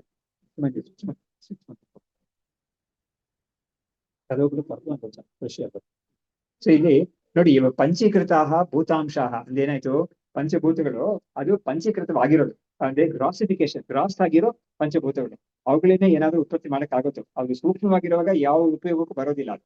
ಹಾಗಾಗಿ ಈ ತರ ಪಂಚೀಕೃತವಾಗಿರೋ ಪಂಚಭೂತಗಳ ಒಂದು ಅಂಶಗಳು, ಅದ್ರ ಮಾತ್ರ ಸ್ಮಾಲ್ ಮೆಷರ್ ಅಷ್ಟು ಮಾತ್ರ ಸ್ಥೂಲ ದೇಹಸ್ಯ ಹೇತವಃ, ಅದೇನೇ ಸ್ಥೂಲ ದೇಹಕ್ಕೆ ಕಾರಣವಾಗಿರುತ್ತೆ, ಮೂಲ ಕಾರಣವಾಗಿರುತ್ತೆ. ಅದು ಅಲ್ಪತ್ವೇನ ಅತಿ ಸೂಕ್ಷ್ಮೈಃ ತೈಃ ಲಿಂಗಂ ತಿಷ್ಠತಿ ವೇಷ್ಟಿತಂ. ಹಾಗಾಗಿ ಈ ಲಿಂಗ ಶರೀರ ಅಂತ ಸೂಕ್ಷ್ಮ ಶರೀರ, ಅದು ಈ ಸ್ವಲ್ಪ ಮಾತ್ರ ಇರೋ ಆ ಪಂಚಭೂತಗಳಿಂದ ಅದು ಕೂಡಿರುತ್ತೆ ಅದು ಯಾವುದೋ ಸೂಕ್ಷ್ಮ ಶರೀರ. ಹಾಗಾಗಿ ಸೂಕ್ಷ್ಮ ಶರೀರ ಅದ್ರ ಜೊತೆಗೇನೆ ಅದನ್ನ ಎತ್ಕೊಂಡೇ ಹೋಗೋದು ಅಂತ ಅದನ್ನ ಹೇಳ್ತಾರೆ. ನಿರ್ಮಿತಃ ತೈಃ ಅಯಂ ದೇಹಃ ಪೋಷಿತಃ ಪಿತೃವೈರ್ಯತಃ ಭೂತೈಃ ಮೃತೌ ಕಂಚುಕವತೆ ತ್ಯಾಜ್ಯೋ ಬಾಹ್ಯಾಂಶೋ ವೀರ್ಯ ನಿರ್ಮಿತಃ. ಇವಾಗ ಇದಕ್ಕೊಂದು ವಿಶೇಷವಾಗಿ ಒಂದು ಹೇಳ್ತಾ ಇದ್ದಾರೆ ನೋಡಿ. ಈ ಶರೀರ ಅಂದ್ರೆ ಯಾವ ಒಂದು ಶರೀರವನ್ನು ಇವಾಗ ಬಿಟ್ಟಿದ್ದಾನೋ ಆ ಶರೀರ ಆ ಒಂದು ಪಂಚಭೂತಗಳಿಂದನೇ ಆಯ್ತು. ಯಾವುದು ಅವ್ನು ಹಿಂದಿನ ಜನ್ಮದಲ್ಲಿ ಇದ್ದೇ ಒಂದು ಶರೀರ ಬಿಟ್ಟು ಸೂಕ್ಷ್ಮ ಶರೀರದಲ್ಲಿ ಸೇರ್ಕೊಂಡಿದ್ದು ಪಂಚಭೂತ ಆಗಿರುತ್ತಲ್ಲ, ಅದ್ರ ಜೊತೆಗೆ ಬಂದಿದ್ದಾನೆ. ಆದ್ರೆ ಅದು ತಂದೆಯ ಒಂದು ಅಂಶ ಇದೆಯಲ್ಲ, ಅಂದ್ರೆ ತಂದೆ ಕೊಡೋ ಅಂಶ, ಆಮೇಲೆ ಬೇರೆ ಊಟ ಅದೆಲ್ಲ ಮಾಡ್ಕೊಂಡು ಅವನು ಬೆಳಿತಾನ. ಹಾಗಾಗಿ ಈ ಶರೀರವನ್ನ ಅವನು ಬಿಟ್ಟು ಹೋಗುವಾಗ ಈ ಶರೀರವನ್ನ ಅವರು ಏನ್ ಮಾಡ್ತಾರೆ, ಬೆಂಕಿಯಲ್ಲಿ ಹಾಕ್ಬಿಡ್ತಾರೆ. ಅದು ಅವಾಗ ಯಾವ ಭಾಗ ಹೋಗುತ್ತೆ ಅಂತ ಕೇಳಿದ್ರೆ, ಸೇರ್ಕೊಂಡಿದ್ದ ಭಾಗ ಐತಲ್ಲ ಅದ್ ಮಾತ್ರನೇ ಹೋಗುತ್ತೆ, ಮೂಲಭೂತವಾಗಿರೋ ಅಂಶ ಅದು ನಾಶವಾಗುತ್ತಿಲ್ಲ ಅಂತ ಹೇಳ್ತಾರೆ. ಯಾಕಂದ್ರೆ ಅದು ಮುಂದಿನ ಶರೀರಕ್ಕೆ ಬೇಕಾಗಿದೆ ಅದು. ಹಾಗಾಗಿ what got accrued in this ಜನ್ಮ ಅದು ಮಾತ್ರನೇ ಬಿಡೋದು, ಅದನ್ನೇ ಬಿಡ್ತಾನೆ. ಸೊ ಆ ಮೂಲಭೂತವಾಗಿರೋ ಯಾವ ಅಂಶದಿಂದ ಈ ಶರೀರ ಉತ್ಪತ್ತಿ ಆಗಿದೆಯೋ ಅದನ್ನ ಮಾತ್ರ ಅವ್ನು ಬಿಡೋದಿಲ್ಲ, ಅದನ್ನ ಎತ್ಕೊಂಡೇ ಹೋಗ್ತಾನೆ ಅವನು, ಮುಂದಿನ ಶರೀರ ಉತ್ಪತ್ತಿ ಮಾಡುತ್ತೆ ಅಂತ ಹೇಳಿದ್ರು. ಸೊ ಹೀಗೆ ಅಧಿಷ್ಠಾನ ಆರೋಗ್ಯ ಭಾಗವು ತೇಷು ದೇಹೇಶು ಯೌ ಸ್ಥಿತೌ ತಾದೃಶೌ ವಿಶದೀಕರ್ತು ಸಭಾ ಇತ್ಯಾದಿಕ ಶ್ರುತಿ. ಇವಾಗ ಮುಂದಕ್ಕೆ ಏನ್ ಮಾಡ್ತಾ ಇದೆ ಅಂದ್ರೆ, ಇನ್ನೊಂದು ಅದೇ ಬಂದು ಇನ್ನೊಂದು ಮುಂದಿನ ವಾಕ್ಯ. ಆ ವಾಕ್ಯ ಅದೇ ಬ್ರಹ್ಮ ಈ ಜೀವವಾಗಿ ಯಾವುದು ಸಂಸಾರದಲ್ಲಿ ಇದೆಯೋ ಅದು ಬ್ರಹ್ಮವೇ ಅಂತ ಹೇಳ್ಬಿಟ್ಟು ಅದು ಶುರು ಮಾಡಿ ಹೇಗೆ ಈ ಜೀವ ಶರೀರದಲ್ಲಿ ಅವ್ನು ಏನೇನು ಕೆಲಸ ಮಾಡ್ತಾ ಇರ್ತಾನಲ್ಲೋ ಅದೆಲ್ಲ ಹೇಗೆ ಆಗುತ್ತೆ ಅಂತ ಪ್ರಶ್ನೆ ಎಲ್ಲ ಅದು ಮಾಡುತ್ತೆ. ಅದನ್ನೆಲ್ಲ ಇವರು ಅನಲೈಸ್ ಮಾಡಿ ಹೇಳ್ತಾ ಇದ್ದಾರೆ. ಸೊ ಈಗ ಅಧಿಷ್ಠಾನ ಆರೋಪ್ಯಗತವು ಭಾಗವು ಕೇಶು ದೇಹೇಶು ಯೌ ಸ್ಥಿತವು. ಹಾಗಾದ್ರೆ ಏನಾಯ್ತು, ಒಂದೊಂದು ಶರೀರದಲ್ಲೂ ಅಧಿಷ್ಠಾನ ಅಂತ ಒಂದು ಭಾಗ ಇದೆ, ಆರೋಪ್ಯ ಅಂತ ಒಂದು ಭಾಗ ಇದೆ. ಆ ಭಾಗ ಯಾವ್ದಿದೆಯೋ ತಾದೃಶವು ವಿಷದೀಕರ್ತಂ, ಅದೆರಡನ್ನೂ ಕೂಡ ಚೆನ್ನಾಗಿ ಬಿಡಿಸಿ ಹೇಳಕ್ಕಾಗಿ ಮುಂದಿನ ಶ್ರುತಿ ವಾಕ್ಯ ಬರ್ತಾ ಇದೆ ಅಂತ. ಅದು ಯಹ ಸಂಸಾರಿ ಪುರಾ ಪ್ರೋಕ್ತಃ ಸಯೇವ ಅಯಂ ಸ್ವತಃ ಸ್ಫುರನ್ ಸಾಕ್ಷಿ ಚೈತನ್ಯ ರೂಪತ್ವಾತ್ ಅಧಿಷ್ಠಾನಂ ಅನಾತ್ಮನಃ. ಹಾಗಾಗಿ ಯಾವುದನ್ನ ಬ್ರಹ್ಮವೇ ಅದೇ ಅಂದ್ರೆ ಈ ಬ್ರಹ್ಮವೇ ಇದು, ಬ್ರಹ್ಮವೇ ಈ ಜೀವನಾಗಿ ಇರೋದು ಅಂತ ಉಪನಿಷತ್ತು ಹೇಳ್ತಾ ಇದೆ. ಅವಾಗ ಯಾವ ಬ್ರಹ್ಮ ಅಂತ ಹೇಳುತ್ತೋ ಆ ಬ್ರಹ್ಮವೇ ನಮ್ಮ ಅಂತಃಕರಣದಲ್ಲಿ ಸಾಕ್ಷಿ ಸ್ವರೂಪವಾಗಿದೆ. ಯಾಕಂದ್ರೆ ಬ್ರಹ್ಮ ಚೈತನ್ಯ ಸ್ವರೂಪ, ಅದರಲ್ಲಿ ಯಾವುದೇ ಒಂದು ಜಡ ಗಿಡ ಅಥವಾ ಪಂಚಭೂತಗಳು ಅಥವಾ ಜಡ ವಸ್ತುಗಳು ಪ್ರಕೃತಿ ಯಾವುದೂ ಇಲ್ಲೇ ಇಲ್ಲ. ಅದು ನಮ್ಮ ಶರೀರದಲ್ಲಿ ಹೇಗೆ ಅದು ಇಟ್ಕೊಂಡಿದೆ ನಮ್ಮಲ್ಲಿ ಹೇಳಿದ್ರೆ ಸಾಕ್ಷಿ ಸ್ವರೂಪವಾಗಿ ನಮ್ಮಲ್ಲಿ ಅದೇ ಇದೆ. ಅದು ಸಾಕ್ಷಿ ಸ್ವರೂಪ ಯಾವುದು, ಪಂಚಕೋಶಗಳಿಂದ ಬೇರೆ ಆಗಿರೋದು. ಪಂಚಕೋಶಗಳು ಯಾವ್ದು, ನಮ್ಮ ಅನ್ನಮಯ ಕೋಶ, ಪ್ರಾಣಮಯ ಕೋಶ, ಮನೋಮಯ, ವಿಜ್ಞಾನಮಯ, ಆನಂದಮಯ ಅಂತ ಹೇಳ್ತೀವಲ್ಲ, ಅವುಗಳೆಲ್ಲ ಪಂಚಭೂತಗಳಿಂದ ಆಗಿರೋದು. ಅವುಗಳಿಂದ ಬೇರೆಯಾಗಿ ಸಾಕ್ಷಿ ಚೈತನ್ಯ ಅಂತ ಇದೆಯಲ್ಲ, ಅದು ಬ್ರಹ್ಮವೇ ಅದು ಹಾಗಾಗಿ ಉಪನಿಷತ್ತು ಹೇಳುತ್ತೆ ಅದನ್ನ. ಹಾಗಾಗಿ ಸಂಸಾರಿ ಅಂತ ಯಾವುದನ್ನು ಹೇಳಿದ್ರು ಅದು ಬ್ರಹ್ಮವೇ ಅದು ಸಾಕ್ಷಿ ಚೈತನ್ಯ ರೂಪವಾಗಿ ನಮ್ಮ ಶರೀರದಲ್ಲಿ ಇರೋದ್ರಿಂದ ಅದು ಅಧಿಷ್ಠಾನಂ ಅನಾತ್ಮನಃ. ಅದೇ ಅಧಿಷ್ಠಾನ ಅನಾತ್ಮಗೆ, ಅದು ಆತ್ಮ. ಅನಾತ್ಮ ಅನ್ನೋದು ಪಂಚಕೋಶಗಳು. ಹಾಗಾಗಿ ಈ ಪಂಚಕೋಶಗಳಿಗೆ ಅಧಿಷ್ಠಾನವಾಗಿರೋದು ಅದು. ಅವಾಗ ಏನಾಯ್ತು, ಅಧಿಷ್ಠಾನ ಅಂದ್ರೆ ಸಬ್ಸ್ಟ್ರೇಟ್ ಅಂತ, ಅದ್ರ ಮೇಲೆ ಆರೋಪಿತವಾಗಿರೋದು ಪಂಚಕೋಶಗಳು ಅಂತ. ಹಾಗಾಗಿ ಪಂಚಕೋಶಗಳು ನಮ್ಮ ಸ್ವರೂಪ ಅಲ್ಲ ವಾಸ್ತವವಾಗಿ, ಅದು ಪ್ರಕೃತಿಯಿಂದ ಅವಿದ್ಯೆಯಿಂದ ಅದು ಆರೋಪಿತವಾಗಿರೋದು. ಹಾಗಾಗಿ ಅದನ್ನ ನಾವು ಹೇಳ್ಕೊಂಡು ತಿರುಗ್ತಾ ಇದ್ದೀವಿ. ಅದರಿಂದಲೇ ಒಬ್ಬನಿಗೆ ಸಂಸಾರ ಬಂಧ ಆಗ್ತಿರೋದು. ಅದು ನಾನು ಅಲ್ಲ ಅಂತ ಯಾರು ತೀರ್ಮಾನ ಮಾಡ್ಕೊಳ್ತಾನೋ ಅವನಿಗೆ ಈ ಬಂಧ ಬಿಟ್ಟೋಗ್ಬಿಡುತ್ತೆ ಅಂತ ಮಾತು. ಹಾಗಾಗಿ ವಿಜ್ಞಾನಂ ಕರ್ತೃತ್ವೋಪಾಧಿ ಮನಃ ಪ್ರಾಣಾದಯೋ ಅಖಿಲಾಹ ಬಹಿಃ ಸಮಾರೋಪ್ಯಾಹ ಸರ್ವಂ ಆರೋಪಿತಂ ಚಿತಿ ಅಂತ. ಈ ಕೇವಲ ಚೈತನ್ಯ ಸ್ವರೂಪ ಅಂತ ಇದೆಯಲ್ಲ, ಯಾವ್ದು ಸಾಕ್ಷಿ ಸ್ವರೂಪ, ಅದ್ರ ಮೇಲೆ ಆರೋಪಿತವಾಗಿರುವುದು ಪಂಚಕೋಶಗಳು.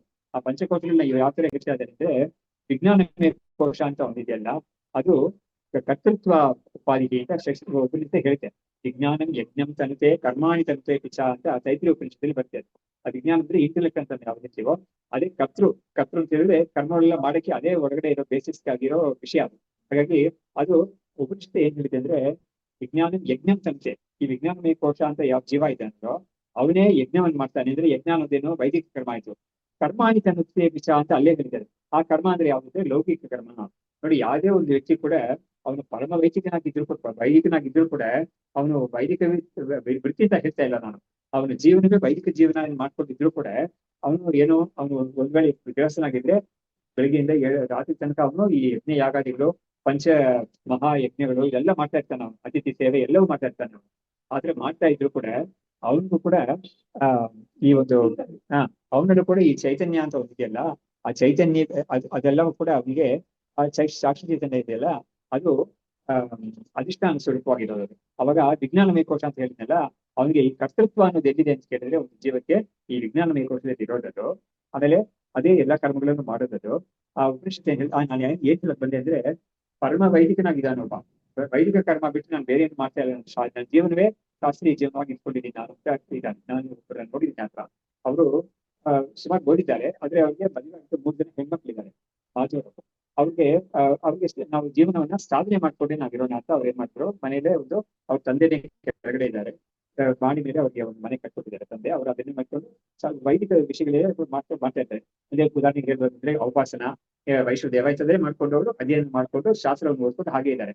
ಆದ್ರೆ ಅಂತವ್ರಿಗೂ ಕೂಡ ಕಿಂಚಿತ್ ಲೌಕಿಕ ಕರ್ಮ ಮಾಡ್ಲೇಬೇಕಾಗುತ್ತಲ್ವ. ಹೆಣ್ಮಕ್ಳನ್ನ ಬೆಳೆಯೋದು, ಅವ್ರಿಗೆ ಪೋಷಣೆ ಮಾಡ್ಬೇಕಾಗಿದೆ.